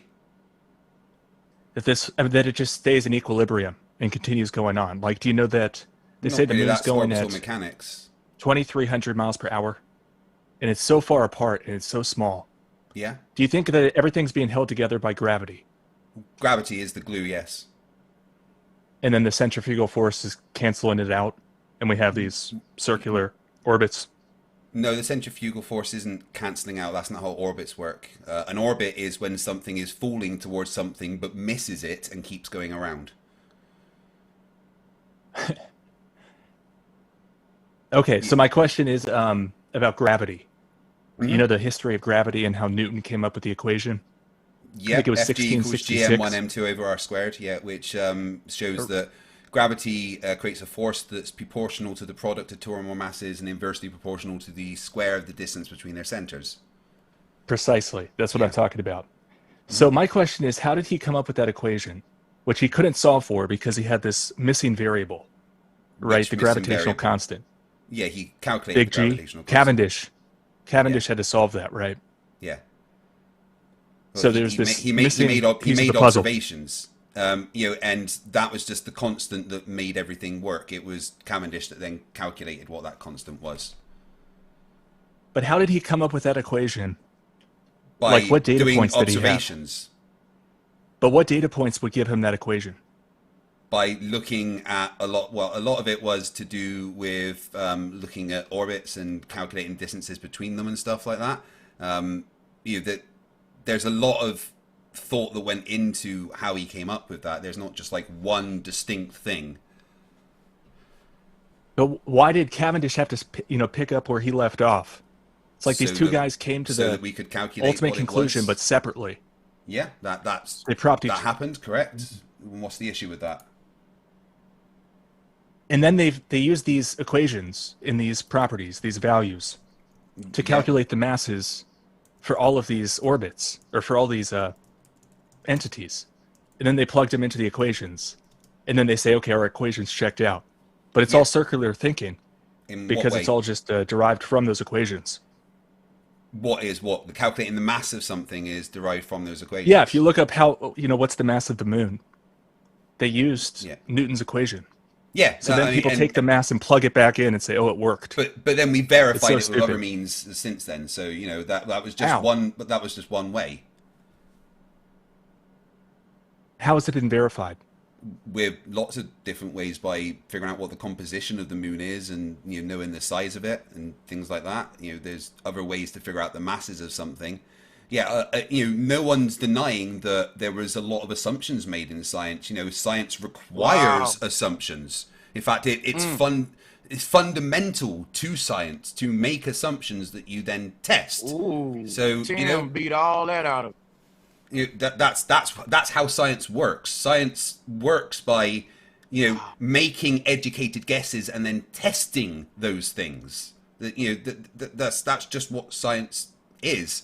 And then we confirm it later on with more and more observations and experimentation. But there's absolutely nothing wrong with making assumptions in science. In fact, like I said, it's fundamental to science. Hey, I got to me, it gets back to what I opened with, and then I'll, be quiet. Good job, looking Tim. at looking at the scale model, and I put it in the chat if you want to pull this up, of the solar system, just makes these equations look so ridiculous as being the sole. Well, that's personal incredulity. I'll pull it up. Just because you say it looks ridiculous doesn't mean it's ridiculous. It just looks ridiculous to you. No, I think it's ridiculous. Just again, that's personal incredulity. You think it's ridiculous. Who else is he gonna say it looked ridiculous to? Of course he's saying. Well, I don't think it looks ridiculous, and most people don't think it looks ridiculous. Him thinking it looks, I've seen scale models of the solar system, and I don't think it looks ridiculous. It looks as it should. At what point? Because there's many different models and ain't none of them consistent. Can you agree with that? No, every model of the solar system is consistent. I can show you the evolution of the solar system. Yeah, we're talking about scale models, bro, Sanchez. Every scale model of the solar system is consistent. Man, no, listen. I'm making one general statement that if we look at the history and evolution of the solar system, it'll be different throughout different times. It is at times very like a hell of a lot of inconsistencies in different models. But have you ever heard of the Tychonian universe, for example? The what? Yeah, that's to do with geocentrism. We're talking about the heliocentric model here. I'm just talking about the globe, period, the history of the globe and what we call the solar system. Yeah, but that's irrelevant to a scale model of the solar system. Nah, because we're debating cosmology right now. We ain't really debating scale because ain't nobody. Well, that was his question. That was the question of the guy, though, was about the scale. Oh, but you know what? Let me fall back because you're right. You was talking to him, and I'll let y'all do your thing. Go ahead. Who was that? Go ahead. I just want to know how they came up with these equations, right? To come up with an equation, you usually would do a regression, and you'd have to have a lot of data points. And I know they could drop things to the ground and measure how long it took, and you'd come up with that negative 9.81 meters per second squared, right? Force due to gravity, downward deceleration. But I just don't know how they can do anything else but that. And you'd have to, because you're trying to explain things in the sky. And I just think the whole thing's preposterous. Again, that's just personal incredulity because you think it's preposterous. But what data points did he have? Like, how did he come up with this equation? Lots of by years of research. Then why couldn't he solve for G? And then why did Cavendish have to start with Newton's work and solve for G? Why did nobody have a data set? We stand on the shoulders of giants. People just take over people's work and improve have data. Again, you just keep saying it seems so ridiculous. That's just personal incredulity. Just because you think something's ridiculous isn't evidence that it's ridiculous. It's just you think it's ridiculous. I think saying we stand on the shoulders of giants is now you going into parable and proverb and being ridiculous, me personally. Now, because now you're going into like, that's a very vague and proverbial type answer, like we stand on the show. Like, come on, man, Yeah, well, that's the answer to the question. People carry on the work of others. That's how science. Again, that's how science evolves. People do some work and then people pick up on their work and carry on. That ain't what's wait. happening. Let me answer the question. Let me answer the question. Right? We don't start everything from scratch. We take what people have done and we build on it. That's how things evolve.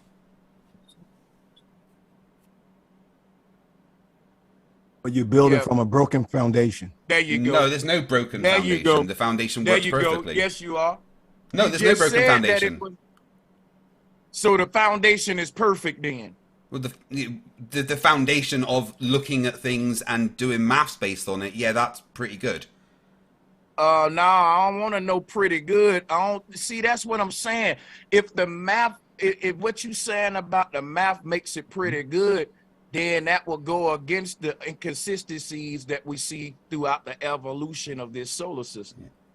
Math don't have that many inconsistencies. 2 + 2 is always there's no inconsistencies in the solar system. The fact that I can show you earlier models where they was telling people we got That's it all not figured out. This is it. No, again, that's not inconsistencies with the current model. But look, the fact that I can show you that there are several universities that are, everybody ain't using the same model. You got some group of scientists agreeing on one model. Every scientist in the world agrees on the heliocentric model. Wait.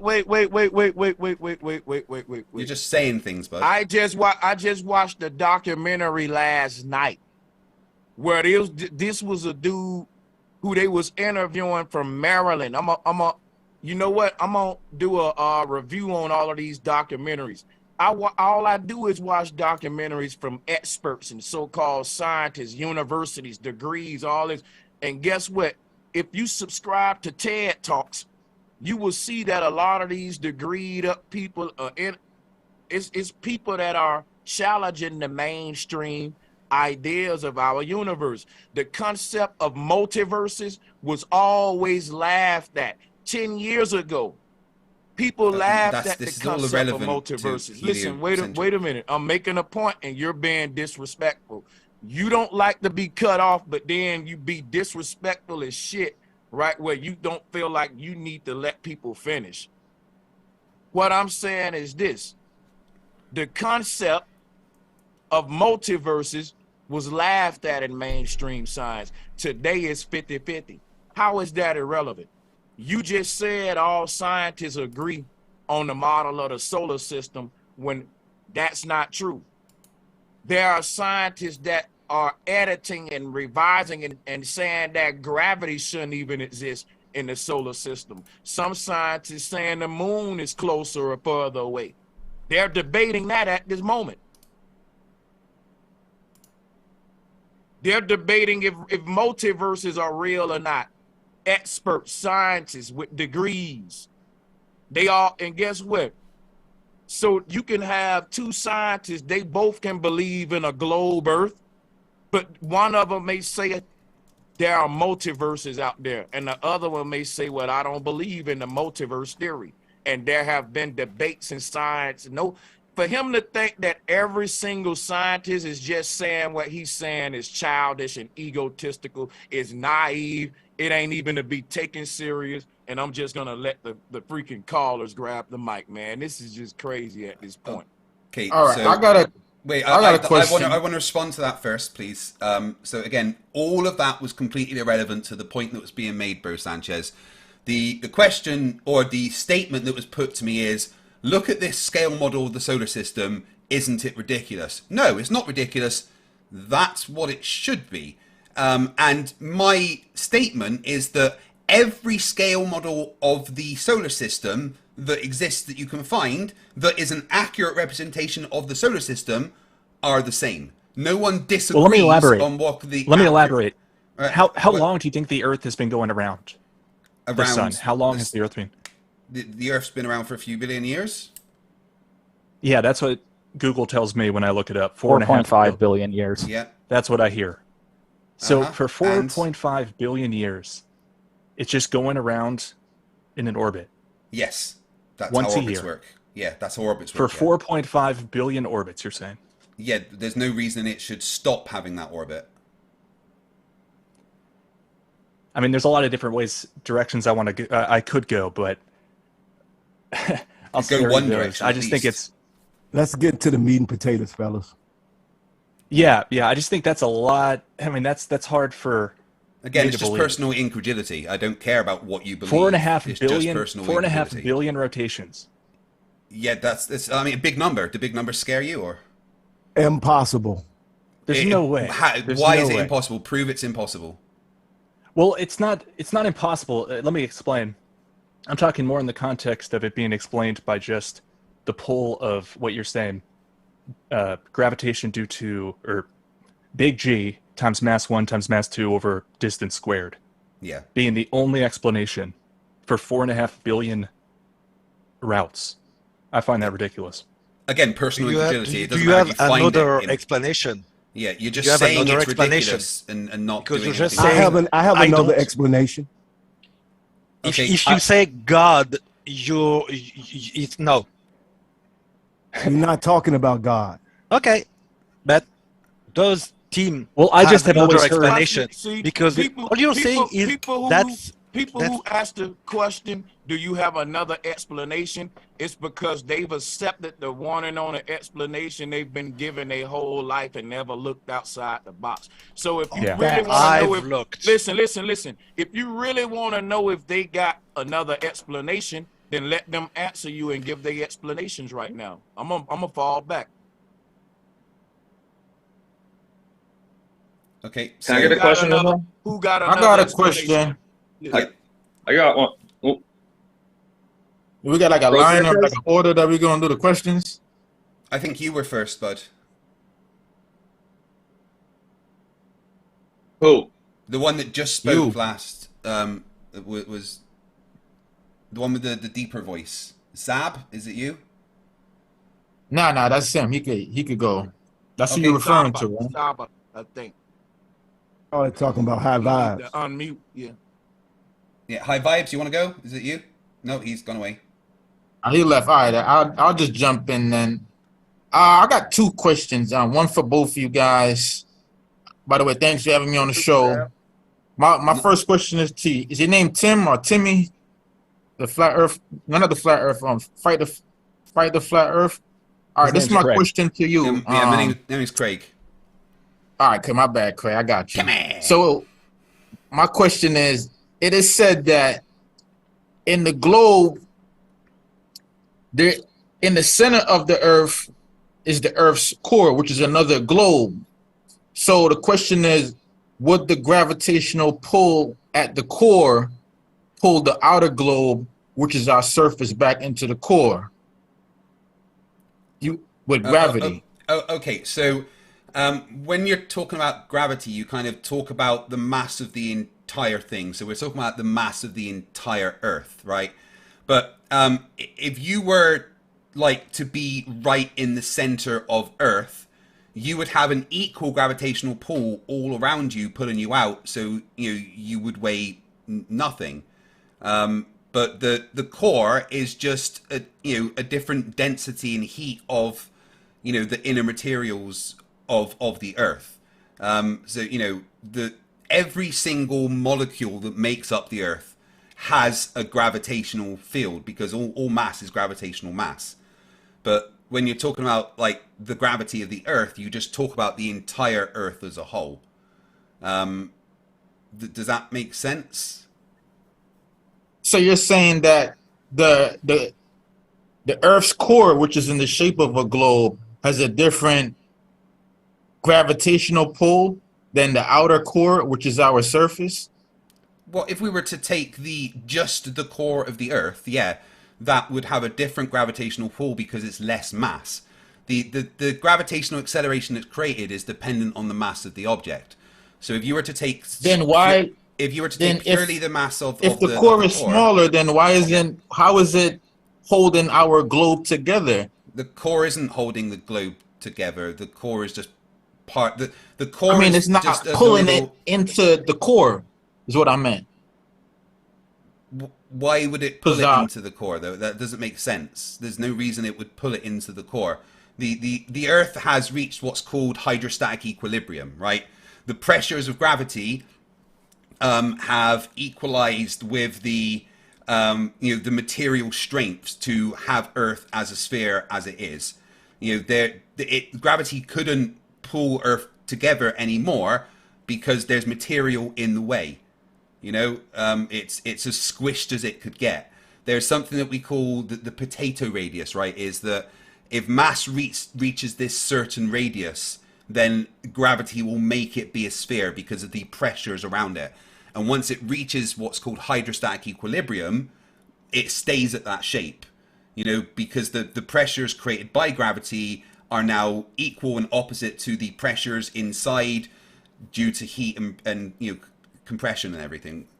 Does that answer your question? So you're saying equilibrium in a nutshell? Yeah, it's specifically called hydrostatic equilibrium, yeah. All right, now my question is for Sanchez. If the Earth were flat, why do we observe different constellations in the sky, depending on where we are on Earth? I can answer Now that. drop down. I can answer that. Let's let Hava give it a shot, and then Oh, you're really quiet. The landmass beneath the landmass here where we are produces the constellations above us. Say what now? The landmass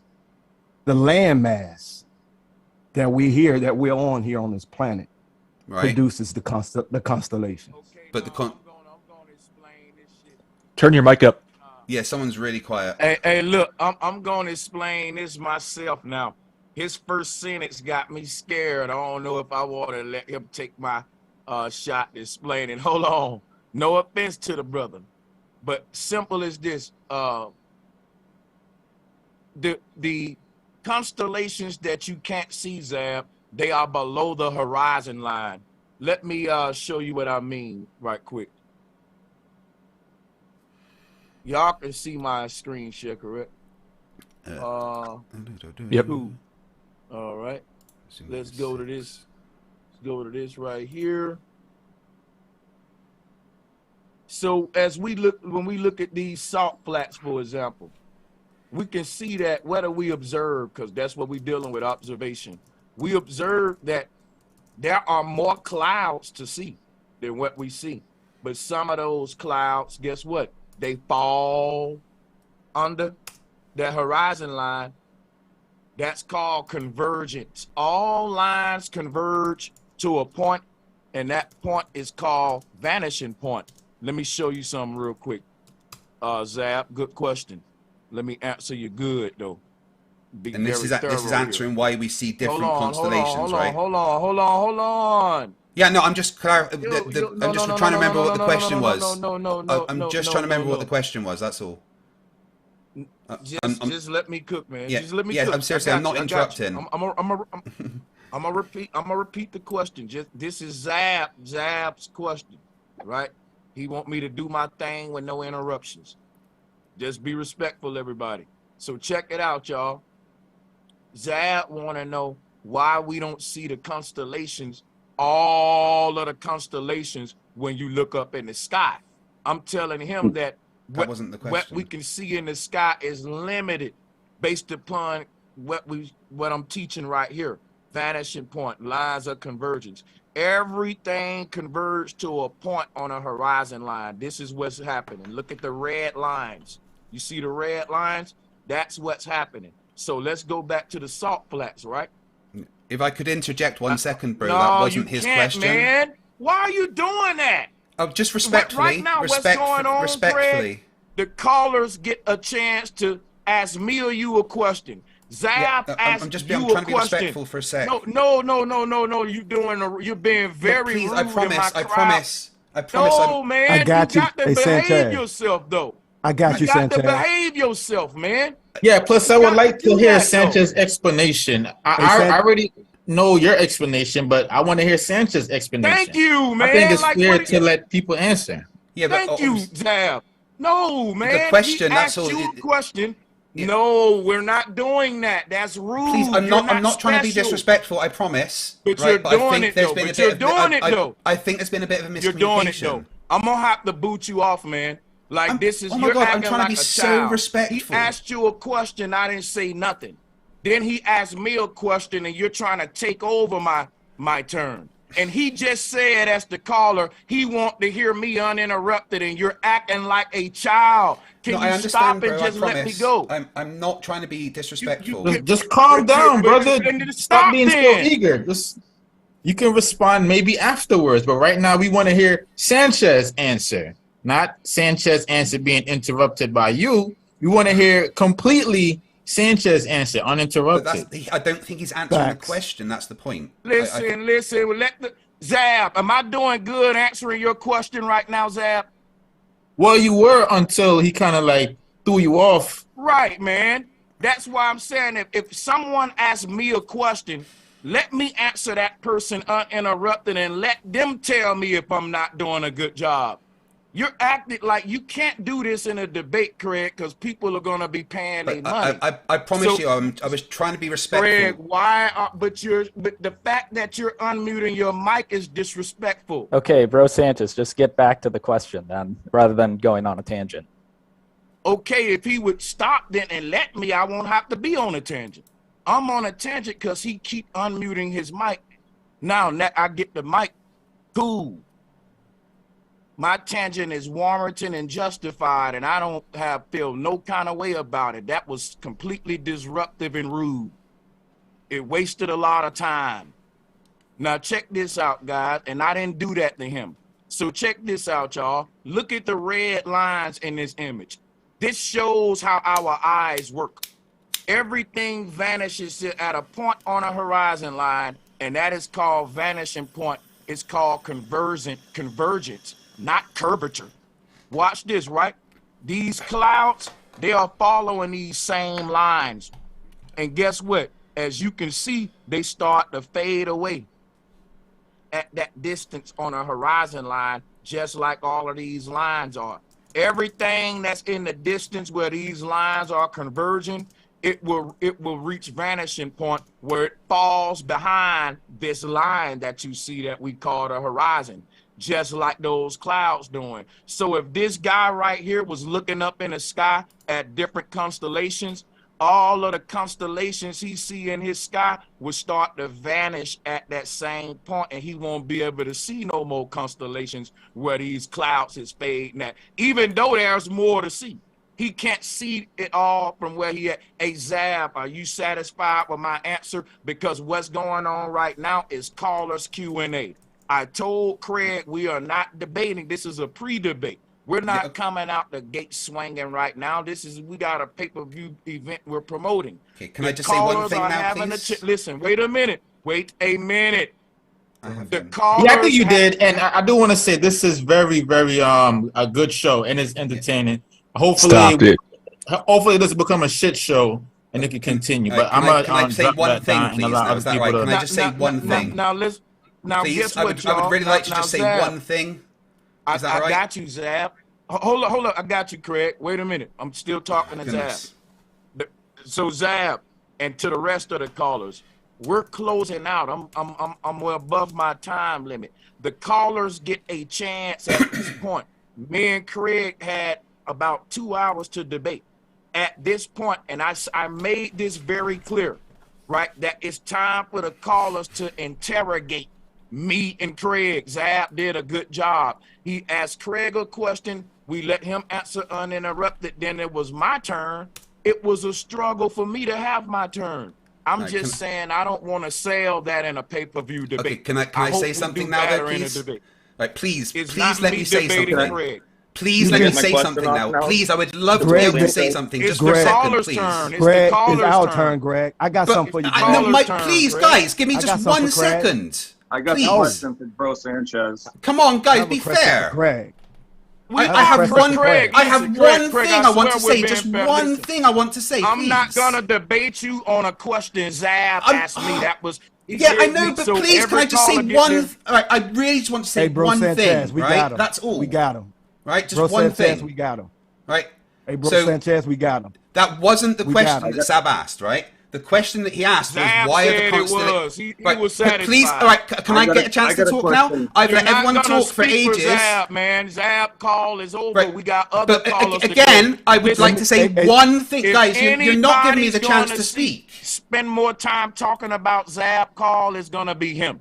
If he's dissatisfied with the way I answer him, let him talk. When he asks you, wait a minute, Craig, listen to me, and I'm gonna be quiet. One chance to speak. I'm gonna let you talk, but you're not understanding what's happening here. Zab asked you a question. You gave him an answer that I didn't agree with, but I didn't try to debate it or go back on it. He asked me my question, and we move on to the next caller. The debate. Yeah, I would over. just like to gotta say go, man. one thing, though. If you just let me say one thing, we can move on, I promise. Yeah, right? but you gave an answer about the core that just go to the next to me question. didn't really make a lot of sense. I'm We not could've jumped arguing on with his that, and we answer. didn't. Like, I'm not All right, arguing guys, with Bro give Sanchez's Craig answer. like 2 seconds. Can you please just let me say one thing, right? But before that, can you Oh my goodness, please just let me speak. Please let me about the speak. core? I've been Let's waiting give him- patiently let's to give him speak. 30 Can you seconds. please Let's give him let me 30 speak, seconds. right? Give him Guys, 30 seconds. Give him 30 right. seconds. It's only fair that I get a yours. chance to speak because I've been waiting patiently floor- to Go say ahead, this, man. right? Right. floor is Zab's yours. question God damn. was, why do we see different constellations throughout the year? And that was Got you. not answered. That's all I've been trying to say. When you started, Can I Bro get my Sanchez, question and you off started now? saying about Hey, when you hey, started, check- right? I had check 30 this out, seconds. right? I haven't had my 30 seconds yet, right? Bro Sanchez, when you started talking, you started going on about convergence and everything. That's great. No one, but that wasn't the question. The question Zab asked specifically was, why do we see different constellations throughout the year? And you didn't even attempt to answer that question. So check this out, y'all. It's easy. These different constellations are spiraling like a carousel from a central source. So Facts. whatever constellation we seeing above us at that time, it's because that part of the sky is still, think about a carousel, right? And that the animals on it are like the constellations. Facts. Whichever animal is near you at that time or above you, if you standing on the ground, that's the constellations in your sky at these times. Facts. You know how this proved flat Earth? Because the constellations don't change over Facts. the years. That's Facts. called parallax. If we look at the solar system that they give us, let's get it, right?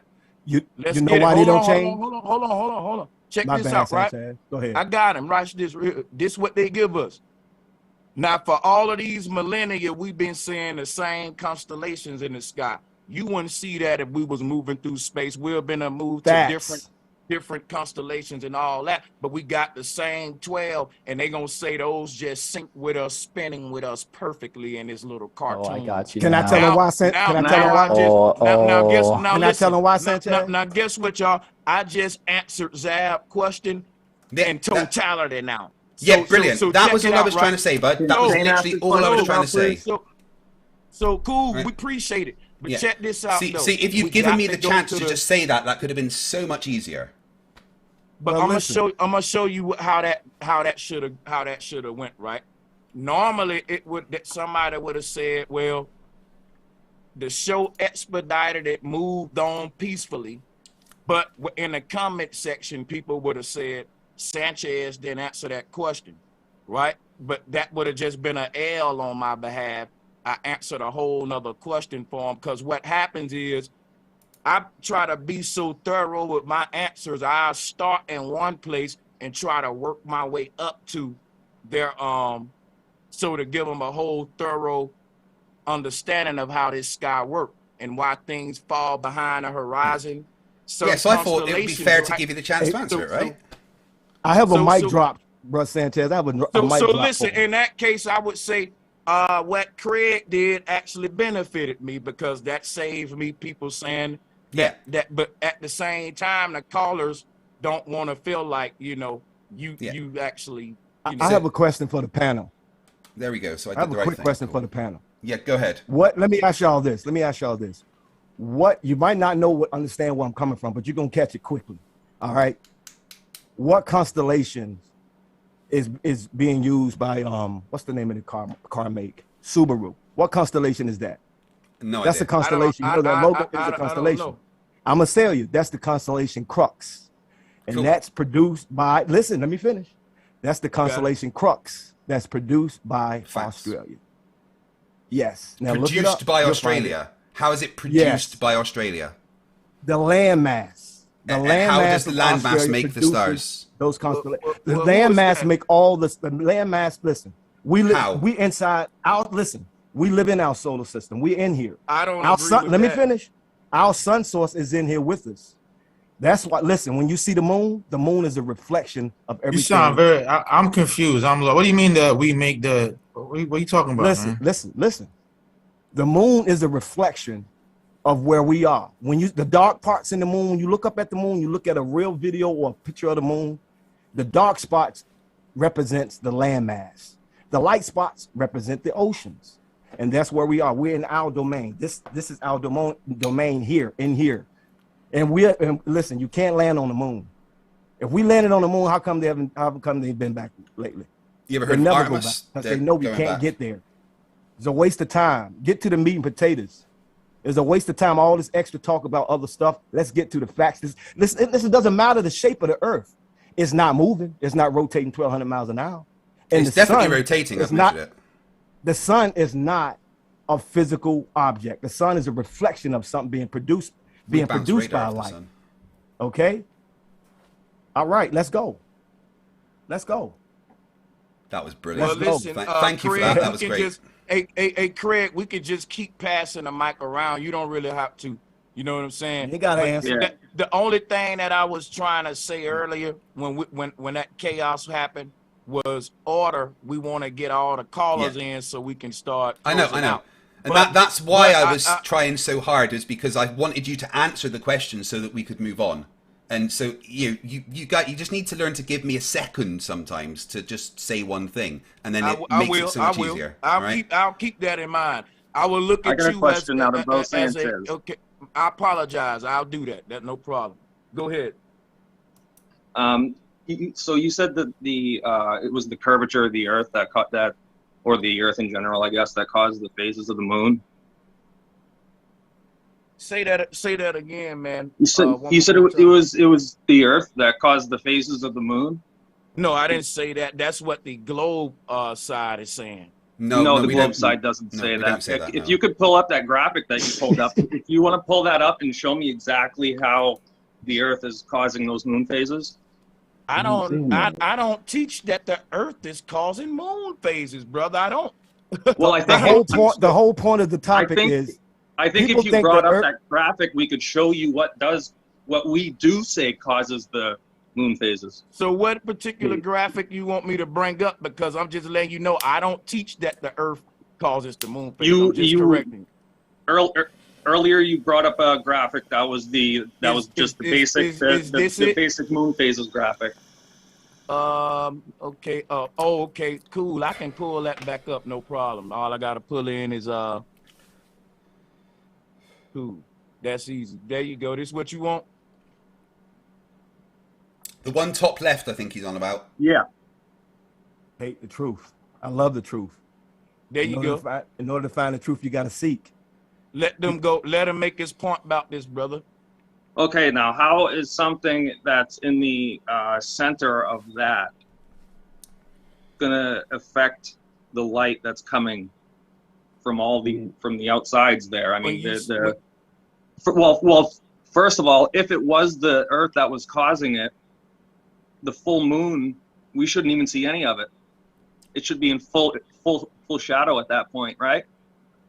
Is it well, according to your science, we're told that it's the Earth's shadow creating these phases, correct? No, not at all. Okay, I thought that's what Craig was explaining. You go ahead and explain.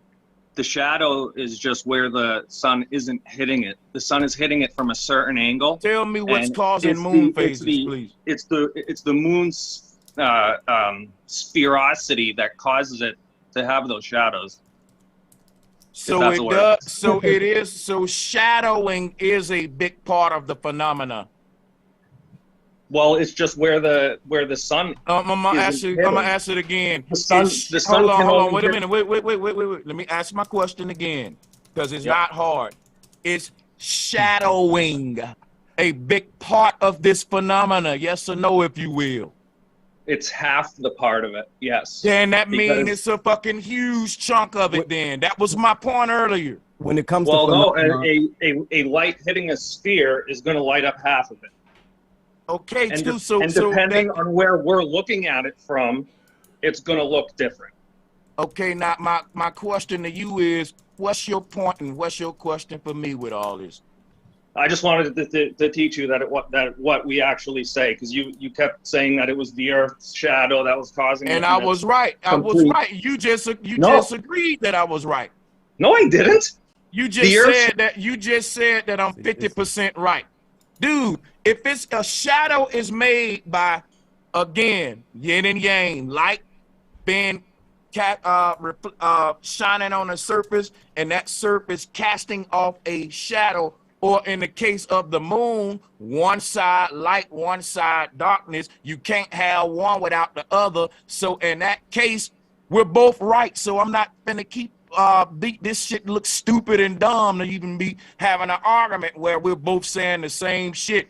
I just said, is shadowing a big part of this phenomena? You said damn right, basically. It's 50%, half of the count of the phenomena. That's a big part.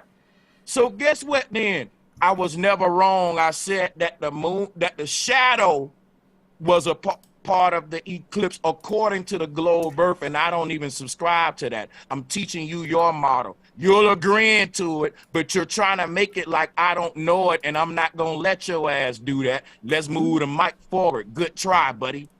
Let me get a shot. All right, let me get in on this. Man. You're done. Let me get in. Go. All right. So a couple things. Let me get a shout out to Sacred. What's up, Globe Turd Society, baby?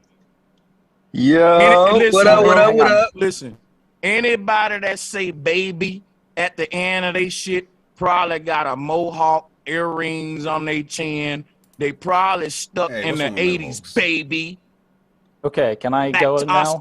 No, hasta la vista, baby. Yo, let's do the baby now. Like All right, a Bro rapper. Sanchez, Let's go. you good if I go? Hey, man, when the host talking, be quiet. You gonna get the mic, brother. You got it. Go ahead. All right, so a few things. Number one, for the guy that said that that Subaru is Crux, no, it is not. It is the Pleiades. Number two, you said the 12 constellations. I assume you mean the 12 zodiac constellations. Repeat all this over that you saying, because I was unplugging my headphones and shit. Oh, okay, sorry. So a couple things. Number one, the guy that said that that Subaru was Crux, it is not. It is the Pleiades, which is a star cluster and not a constellation. So Crux is not a constellation? Crux is a constellation, but the Pleiades is not Crux. Well, the whole point I was trying to make is this. That constellation is being produced by the landmass. Well, anyway, listen, let me finish. And that's everything. Those stars, the stuff that shine up there, why they shine?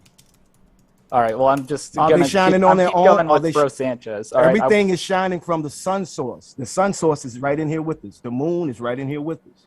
All right. Let me just keep going. Well, another thing you were saying that the 12 constellations. I assume you mean the 12 zodiac constellations. Well, that's actually now those are 12 constellations that go across the ecliptic. There's actually a 13th one now that does, meaning that the Earth has precessed, meaning that the Earth is wobbling on its axis. Wobbling. not on its axis. What is the axis made out of? The axis is not made out of anything. It's just the Earth is rotating. Anyway, and then the thing I was going to say back at the very beginning, when I got in here at the very beginning was, for the sun being a plasma, going all the way back. The moon, yeah. For that, the sun is mostly made up of hydrogen and helium. And we know what they say, man. How do you know that? The sunlight. We know what they say, bro. Okay. We know what they say, man. Let me say this. Let me keep going. The sunlight is produced by what? Sunlight is produced by fusion. Where does fusion coming from? From the core of the star. The core of the what star? Fusion comes from the core of a star, which is about 10 million Kelvin, and then the light moves up. I won't go through the whole thing just because. So you believe that the nebula produce stars, right? So you believe that nebula produce stars. That's what stars come from. Anyway, so it's sad to be an intelligent. You guys ask, how do you know if it's how do you know it's hydrogen and helium? It's called spectroscopy, which you can do pretty easily. I know. Don't listen. Okay. Now my question. Quit with the you guys joint. My question. I know exactly what they say, and I got to know what they saying in order for me to dismantle it and break it apart. All right. It's foolishness. But go with your question. Okay, and now here's my question. So helium, do you know where it gets its name? It gets its name Helios, meaning the sun. I was just gonna the go there. sun is where helium was first discovered. Listen, here's what I'm telling you.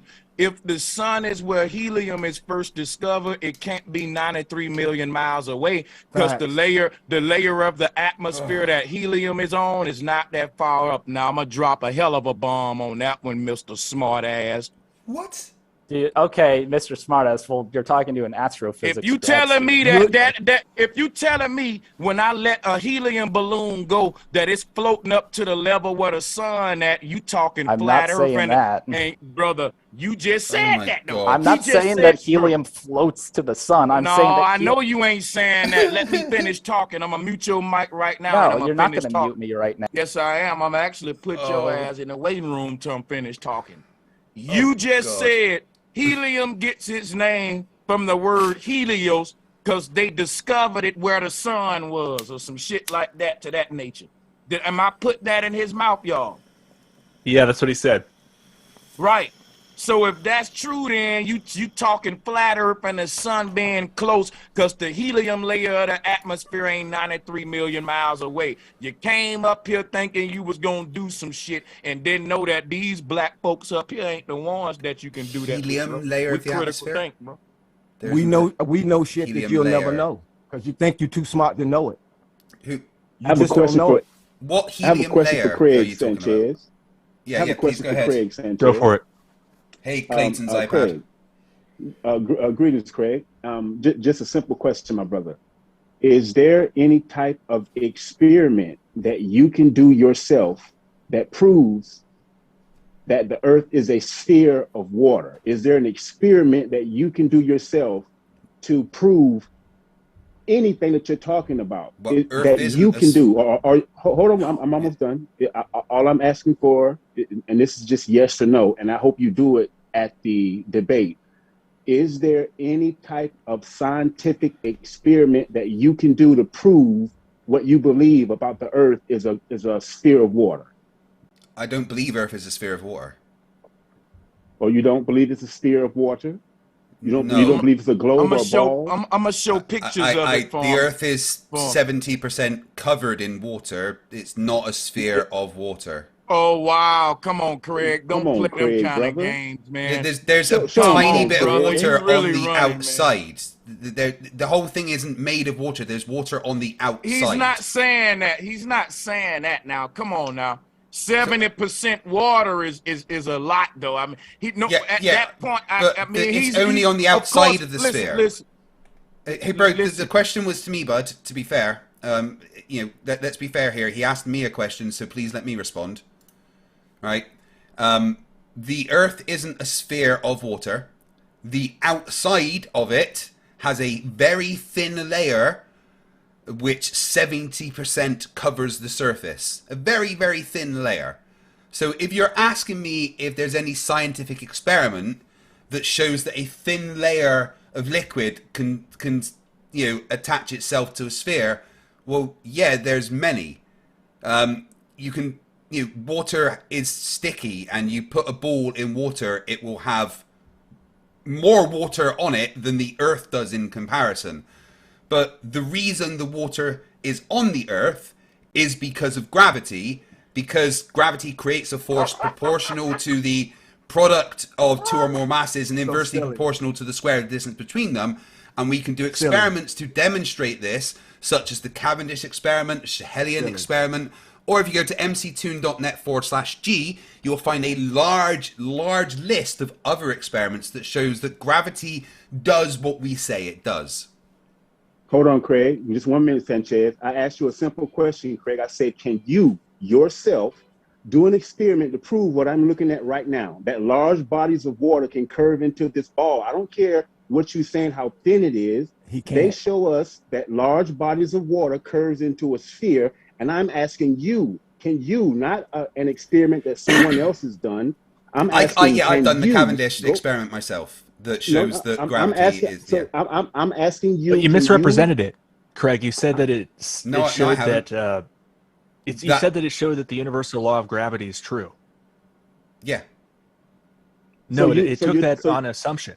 and then So it's hold on, solved for G. let me finish with my Yeah, question. but I can demonstrate Craig. that's correct now, though. Whether it's an assumption or not, Just- we can now demonstrate that's a Okay, fact. I just wanted to point that out. So Craig, it's just yes or no, and I'm gonna go to someone else. So what you're telling me is that you are able to go get some water and physically show us how water can behave, like what Brother Sanchez is showing us on this TV, on this screen right here, that it can curve into a ball, spin at 1,000 miles per hour, and maintain a spherical shape. You can do that through an experiment, not indoctrination and not telling us theories, but showing us. I an can show actual you that experiment gravity. with- hold on.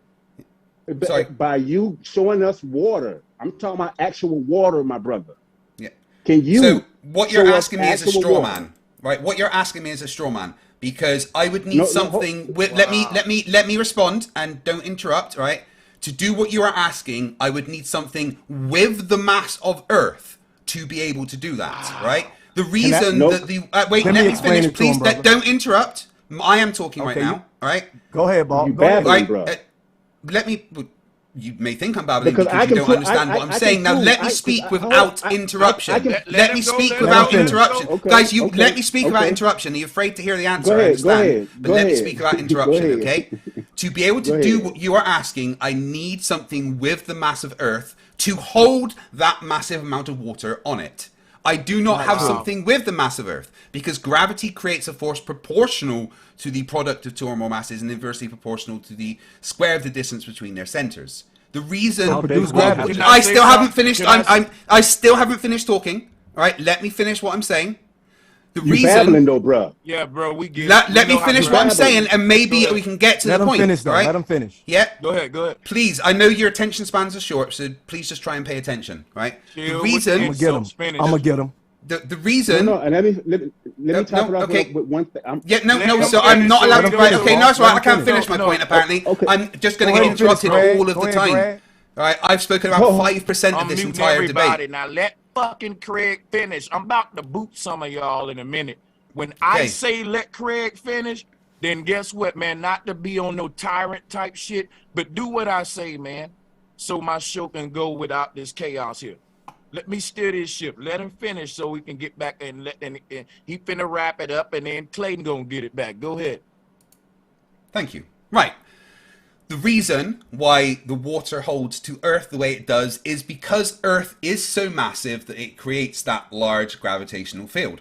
If I were to try and replicate that on Earth, I couldn't, because the water would be busy being attracted to the Earth rather than a ball that I have.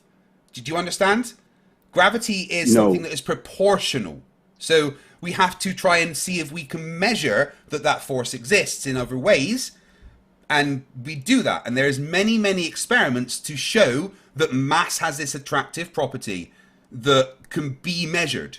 So, there's your answer.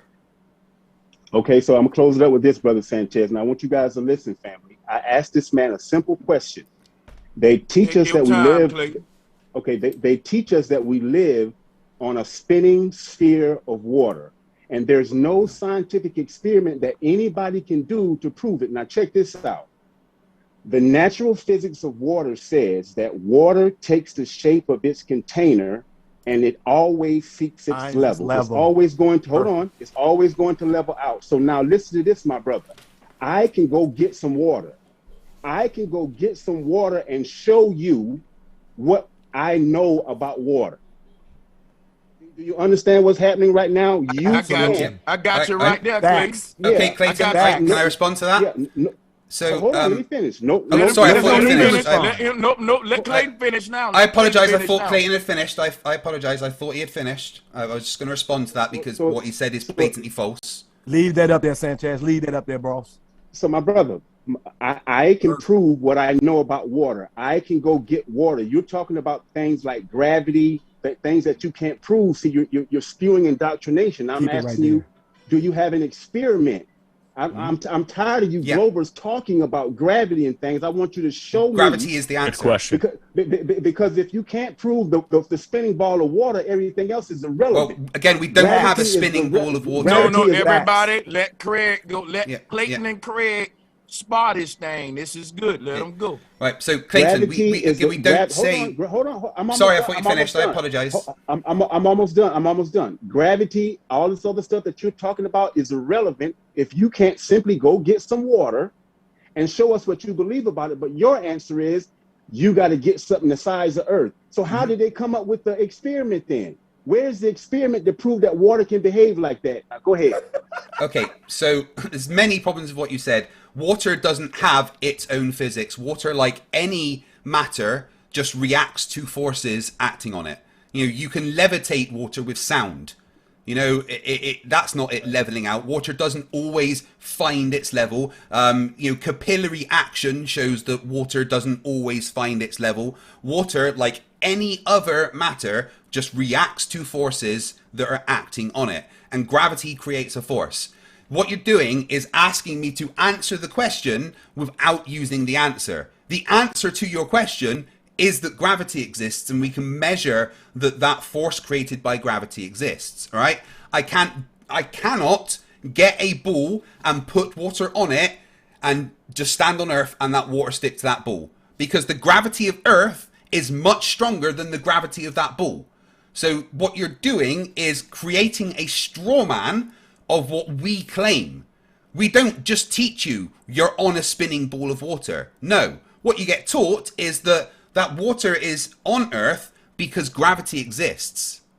And here is the evidence that gravity exists. So what you are doing is creating a false claim and then attacking that false claim. No, we don't say that we live on a spinning ball of water. We say we live on a massive rock that has a large gravitational pull that holds that water to it. So there's the problem, is that you're making a false claim. Now, I'm going to take the mic at this time and say something, and I'm going to pass it to Clayton. He's not making a false claim. He's just making a claim. The fact that he's saying it's a spinning ball of water, because you can safely say that once you say it's over 70% water. Now, science don't got to say that. They show that. They showing us a ball of water spinning. No one's denying the continents on it. No different than if I had a ball of water in my hand right now, which I couldn't do, right? There will always be spherical objects in everything. You got small minerals and grains and things floating in that little drip of water, right?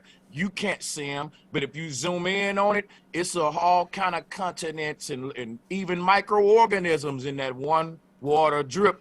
But we don't say all that. We just say it's a drip of water. We don't say, well, it's a drip of microorganisms, small minerals, and all that. We just say we call it what its majority is by mass and sum.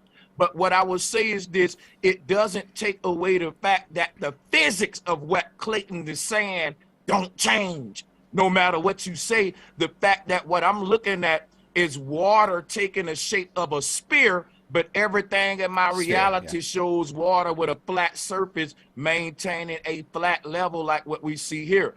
And this is what we see at the beach. This is what we observe in our reality. We don't see, hold up, I'm not done.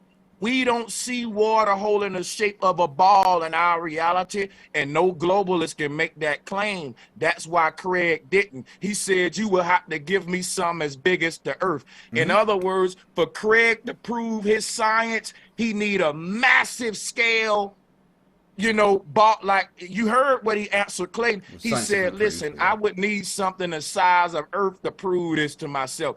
So that lets you know he's dealing with a belief system. He's believing that the Earth he's walking on is what I'm showing on the screen, even though he can't reduplicate the science on a miniature micro scale in his own reality. But I can recreate mine though. Here go my model right here. I can recreate mine. I can recreate mine on a miniature scale. Go back to that, Sanchez. The fact that water must be contained, and I don't need all the mumbo jumbo. It's simple. It's the path of least resistance. Can I explain it? Can I explain it?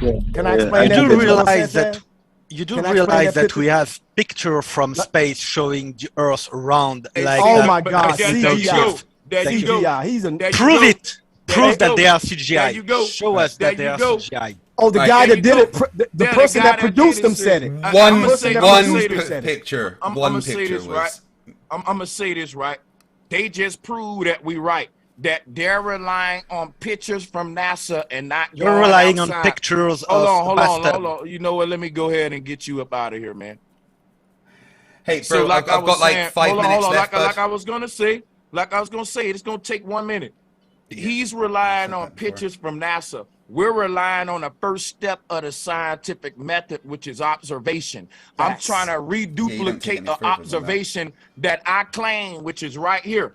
This is my claim. Hold up, wait a minute, man. Why are y'all doing that? Listen, so this is my claim right here, that we're on an AE map, boom, boom, boom. Now I gotta reduplicate that. Experimentation in my realm on a miniature scale, you can laugh at it all you want, but I can always reduplicate long because this shows that water is contained. Now, where's the container of my water right here? Watch this. Y'all gotta let folks talk, man. Appreciate y'all, but let me build. Here go the ice wall. This goes in a 360 all around the whole flat earth model right here, what I'm showing. Now check it out. I don't need nothing. I got my container. He got to explain water holding the shape of a ball, but he can't do it, y'all. Only thing that the other brother was doing was saying, well, we got pictures from space. Showing this picture right here still don't change the physics that water don't do that in your reality. And that's why Craig said the only way he can do that is to take you out of your reality by giving him some shit on a scale that we don't even fathom or live on.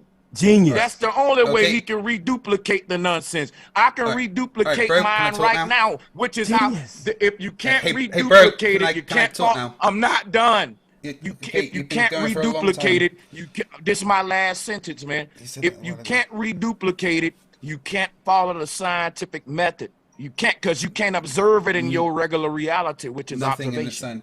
I can't reduplicate it. You must vacate it. Okay, can I talk now? Right, brilliant. Right, so close on out, Craig. I know you got to go. Go ahead. Okay, so in our debate that we're going to be doing in pay-per-view, I will show you measurements of water being curved. Yes. So that's simple. That's something I can easily do because it's actually measured that water in a container is curved. Also, just quick, I've been to Antarctica and there's not an ice wall. Simple. I've literally been there. You are funny. You can laugh what you like. You can laugh what you like. I've literally been there. There is no ice wall.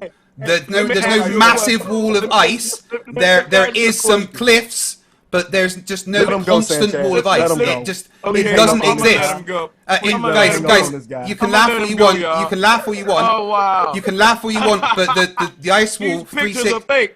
These again, pictures are fake, ain't they? hello. Let me talk. Thank you. Right. Those pictures show little bits. They do not show the entirety of Antarctica. It is not. I wish you could. Again, you're interrupting me again while I'm talking. Right? You said you was closing out. Yeah, man. I'm trying to, but I keep getting interrupted. Right? There is no ice wall continuously around. There is lots of bits where there is not big ice walls in Antarctica. In fact, there is some beaches in Antarctica. Simple as that. There is no massive ice wall that goes all the way around. I have literally been because he sailed around it. Again, I have not sailed around it. I've been to Antarctica. I've been there. So that don't mean nothing. That you can't make them claims just by business. Like that's my thing, right? I've literally been there. Watch this, right? If you look at this model right here, y'all. It's not a model. This showing you. Look at this, y'all. Okay, man. Were you done? I'm gonna let you go. I'm gonna close out too. I'm about to close out too. Yeah, I do need to get off. So I want to say thank you for having me on, bro. I'll tell everyone about the pay-per-view event again, and we'll talk soon to get stuff arranged. Okay. And nice talking to your crew as well. You got the link. You got the link, right? Yeah, okay, I've got it all. Hey, this was fun. It was exciting. It was competitive, challenging. I'm dropping a bomb for Craig. Peace and love, Craig. Hey, Craig, can I ask you one question before you go, Craig? Yeah, quickly. I appreciate that. What's up, man? It's Sacred. Up, bro, Sanchez. Hey, Craig, you did a really good job, man. You usually be wilding on social media and on your YouTube channel and stuff, but you did a pretty good job. I give you that. Thank you. Thank you very much. I do want to say, because I got to go too, because we actually hosting Flat Earth Fridays, and we're doing a debate with Raz Rhetoric and another leatherhead on Twitter. That's your guy, right? Raz Rhetoric? I debated him before. Yeah, good man. I debated him before. It's about time I debate him again too. Ain't no debate. Ain't no debating. Ain't no debating the We station plane that we slide live on on. that tomorrow. Flat Earth Fridays, hashtag Flat Earth Fridays on Twitter. So y'all come check us. But just two things real quick, Craig. First, I think you were making a mistake when you were your last explanation, because you were asked for an experiment to demonstrate how water is curving over the Earth, not an actual replication. So about an experiment. So you were saying I can't replicate that unless I have something as big as the Earth to I said a bunch of that. experiments. That wasn't the question. The question was, is there an experiment to prove that? So I think that was your first. I did cite a bunch of experiments, didn't I? I said, yeah, but that's what you were asked for, an experiment, not can you replicate or duplicate. I know, but I wanted to preface my answer. I just wanted to preface my answer by explaining the problem with the question before I got to the experiments. But if you want to, there wasn't really no problem. He asked you for a specific experiment. Yeah, in order again, to prove and there's what a large list. list. That's all I'm saying. Yeah. But I was and like just I said, highlighting that because I didn't want you to. I don't want you to, create a non sequitur answer to his question. But my question to you is this, right? Taking into consideration light attenuation through the atmosphere, taking into consideration refraction or whatever forms of refraction that we do experience. How can, in your opinion, how can a flat earther falsify the radius of the Earth? How can flat earthers and second part to that, the radius and second part to that question is, when we do experience this quote unquote refraction that all these globe earthers keep on observing and saying that we're experiencing in real life, how come we don't experience any type of refraction that doesn't align with a flat Earth? How come there isn't any refraction that bends all the way up into the air when we're looking at long distances? So that's a two-part question, and I got a question for Bro Sanchez. Right. Well, all right. Before I leave, I'll answer that.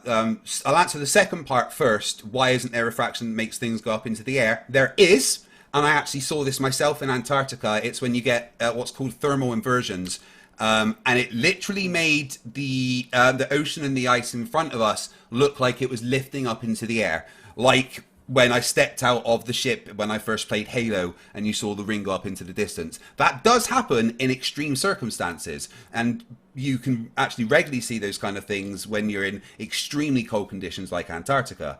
The first part of the question is, how can a flat earther falsify the radius? Simple.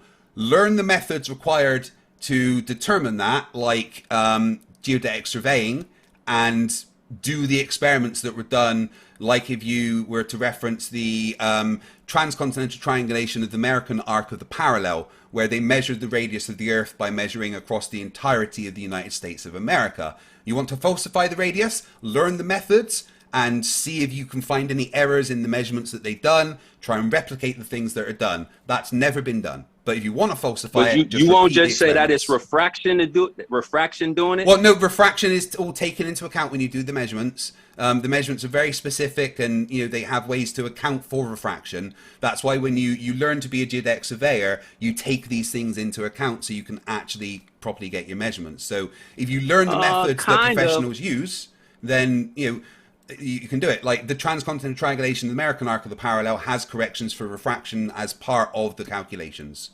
So, because if I'm 6 feet off of the surface of the Earth looking over level water, then the horizon should be about 2.99 miles away. And if the horizon is further than that, I always get a rebuttal. That's refraction. Yeah, so if I could never, if the answer is always that's refraction, when the horizon doesn't align with what the globe Earth says, how could we falsify that and it not be pseudoscience? Like I said, anytime the horizon is further than what it should say, isn't that falsifiable evidence?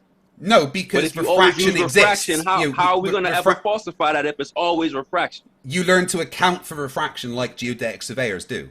they have methods to account that's for what the I'm fact that saying. refraction exists. They do things that are further away from the water. 6 feet above the water, you've got pretty big amounts of refraction. You've got a really high lapse rate. You're going to get the most kind of refraction over water at that kind of level. And it's always going to make things look like that. But anyway, I do need to get off. And I will speak to you all soon. Thank you very much, guys. Peace out. All right, cool. So, but check this out, y'all. Goodness me. Wow. My blood pressure is pretty high right now.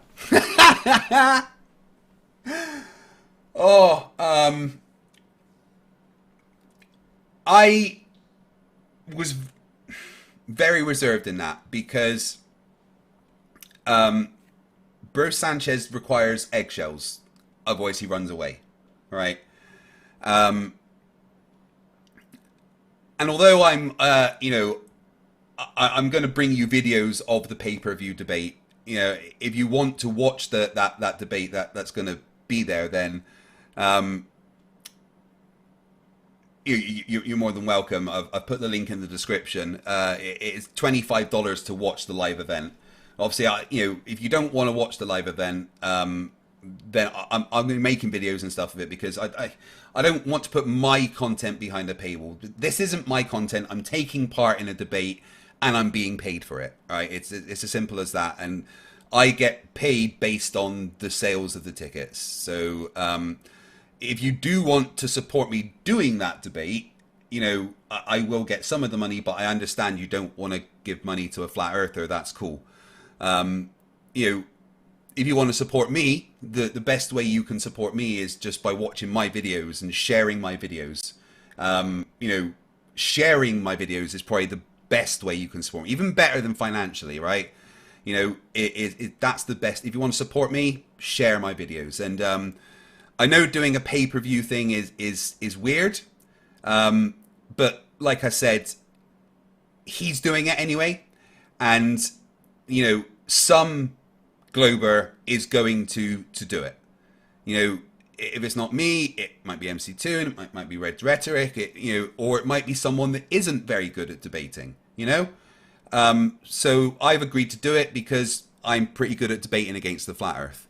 But if you want to watch it live, it will be $25, and the link's in the description. If you don't want to give any money to a flat earther, even though I'll be getting a cut, then I'll make videos on the debate because, as you've just seen, Brother Sanchez says a lot of very stupid things. Like, the moon's an interdimensional portal and a Stargate, for instance. Wow.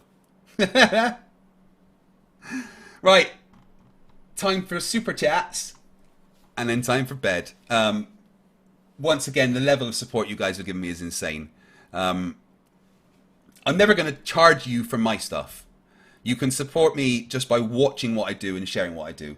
But honestly, the support you give me blows my mind.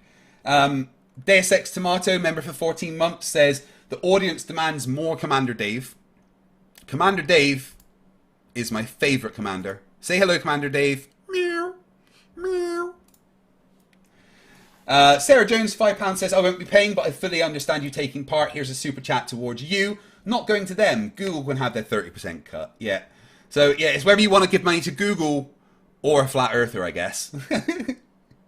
Both are evil. Philosopher King Gaming for $5 says, Sanchez, we can use simple geometry and the measured distance to the moon through the night to prove mathematically that the Earth is not flat. Oh yeah, and the pay-per-view debates will be moderated by Jeranism. Right? And although Jeranism is Jeranism and a flat earther, he's a really good moderator. Which is surprising, right? So I don't think I'll have to be on as much eggshells because Bro Sanchez won't be in charge. Yes, thank you, Philosophy King Gaming, very much. Sean I've not seen this name before. Sean Bagas for $10. If this is your first super chat, thank you very much. Says, if anyone is going to Bro Sanchez, I will not pay to see it. His stupidity is not right, but it should be free. Boom, thank you. Sarah Jones, £2 says, no, you use sun with a Stargate to travel time. Yeah, or you just wait for a flare and then warp through it, but that's Star Trek. James Hoger for £5 says, does he have a photo of the North Pole spike/pyramid he claimed exists yet, or any imagery of the inverted spike bowl he described last time? No, he doesn't, ever. Pat in the chat, member for 15 months, says, hey, bro Sanchez, I've been coughing up blood. Should I make an appointment with my podiatrist? Kentucky Jerk for $5 says, the only people with less intelligence than Sanchez are those willing to pay to hear him get slaughtered by FTFE. Craig won't break a sweat. No, I will be breaking a sweat other ways, though. I've just started a 60-day abs and calorie deficit challenge. I'm gonna be fit and strong again. Design Song 1 for $10 says, who the fuck wants to pay to watch Bro Sanchez go? Tell me why. How come? Why doesn't? I don't get it. Therefore, my solution for 2 hours. Oh, wait. Flat Earthers will, right? And here's the great thing, right? Even if none of you guys want to come and watch, there's going to be hundreds of his Flat Earthers that will, right? Which means that I'm going to be getting paid by the Flat Earthers, right? This is going to happen. So, you know, and if you, like I said, if you want to watch the full debate, it will be 25. And, you know, I'm not allowed to just post the full thing, but, you know, I will make shorts and videos based on it. So, but it should be fun. Graham Price, member for 35 months, says, how do you cope with this stupidity so often, Craig? The Rocket Couch, member for 1 month, says, the Earth isn't flat. Research Weenie Earth. The Earth is a weenie dog. Pat in the chat for $2 says, supernova facepalm. Yeah, I apologize, guys. There was extra stupid there. Dave McKeegan, £10. Love you, Craig, but I can't pay to watch this. Here's your cut of the fee. I'll donate the other half to the education system. Thank you, Dave. I very much appreciate it. We need to talk about our collab. Watchmaker for $2 says, mountains look blue from far away, bro. Yeah, they do. Like, underwater things look blue from not even that far away.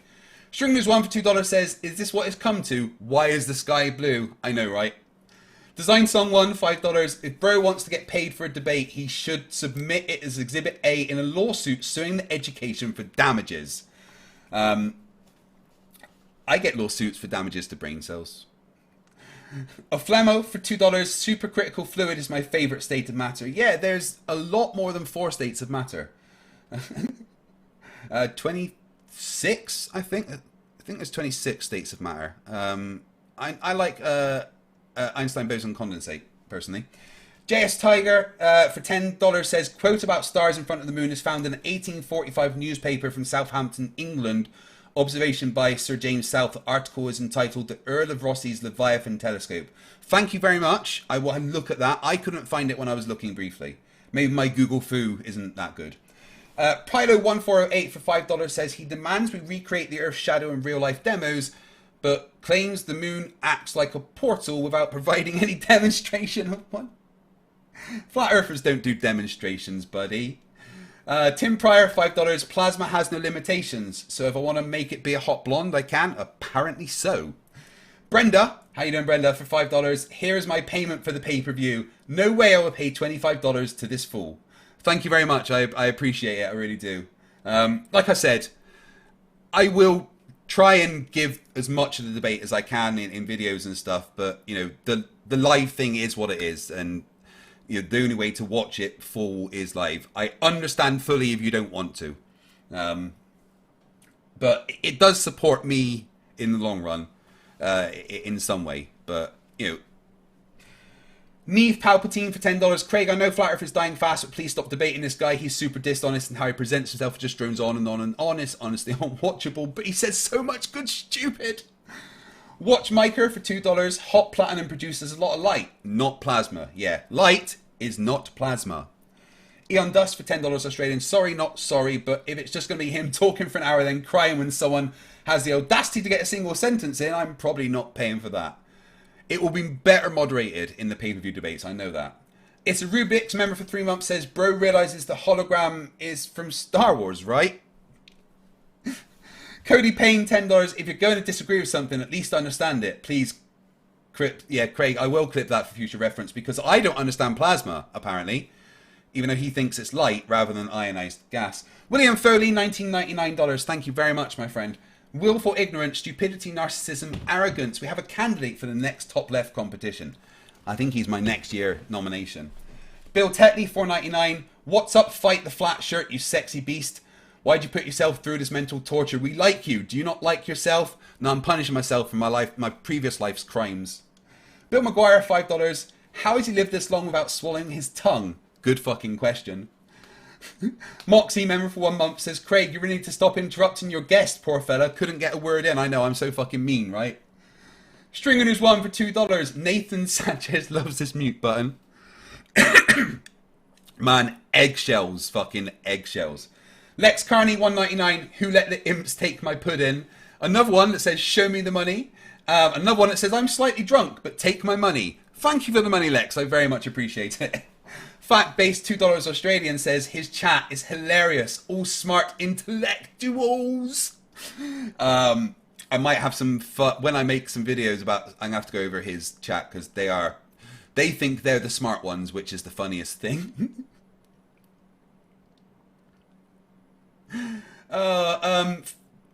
Sarah Jones, been a member for 8 months, says it's the multiverse. In the multiverse, it's a flat globe. Yeah, I'm sure somewhere in the multiverse is a flat globe. Donald Trump's 34 indictments. Member for 35 months says, any evidence for flatness today? No. Where have you been? Zachary Martin for $11 Canadian says, Craig, happy 420, my brother. After your patience of how much burn interrupted, I have a bowl for you. You smoke sativa or indica dominant? I like a good mixture. But whatever I've got at the time, basically. All day, every day. Paul Heath, member for 25 months, says, $25 to hear pathetic Sanchez lie. No, thank you. Completely understand. Enjoy the videos that I make from it. Tim Pryor for $10. Dude, you've been talking uninterrupted the entire time. You need to calm down. Yeah, I was too much, right? Tim Pryor for $5 says, just tell him to stop using technology made by people that he doesn't agree with. Or shut up. No, then I couldn't laugh at his stupid. Thank you very much, Tim. I really appreciate it. Design Song 1 for $2. Bro has the worst slow-mo gish gallop. He just goes on, doesn't he? And another one for $3 says, and that's my 25. Good night, Craig. Thank you very much, buddy. I've honestly, just being here means the most. But the fact that you've done that, it's amazing. Thank you. Bill Tetley, 420, says, happy April the 20th, Craig. My name's Craig. Thank you, buddy. Skid Mark McGee, 499, says, here, talk for 5 seconds. Okay, that's enough. Let me talk for 15 minutes now. I know, right? Clarence AS2 for £5 says, ask how Earth can be eliminated as a variable when experimenting on Earth. Yeah, that's a good way to do it, actually, right? Uriel Gray for $2 says, you rock. No, fuck you, you rock. Stringer News 1 for $2 with a game over sticker. Game over, yeah.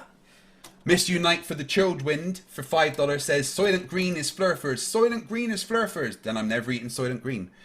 Stringer News 1 for $5. At least he didn't say the moon was dug out of the Grand Canyon, melted into quartz and put in... It was fucking close, right? And Lord, it's probing time, 666. Thank you very much, dude. $25. Says, if you get 50%, I might watch. What percentage does go to you? Here's my 25%. Fuck Sanchez. I think the mod's getting 10, and the rest is being split between me and Sanchez. So, if 100 people buy a ticket and I'm getting like, 35% or whatever, then I'd get like $870, I guess. So, I mean, it's worth it, but I fully understand that you guys don't want to pay him. Totally. And like I said, I'll make videos on it. But guys, I hope you've had a good night. I've had an amazing night because you were here watching me. You are the most amazing people in the world, and I love every single one of you. Not you, Gary. I will speak to you all soon, but most importantly, remember that stupidity is not a right. Fight the flatter. Fight the flatter. Fight the flatter. Fight the flatter. Fight the flatter. Fight the flatter. Fight the flatter. Fight the flatter. Fight the flatter. Fight the flatter. Fight the flatter. Fight the flatter. Fight the flatter. Fight the flatter. Good night, all. Love you all. Fight the flatter.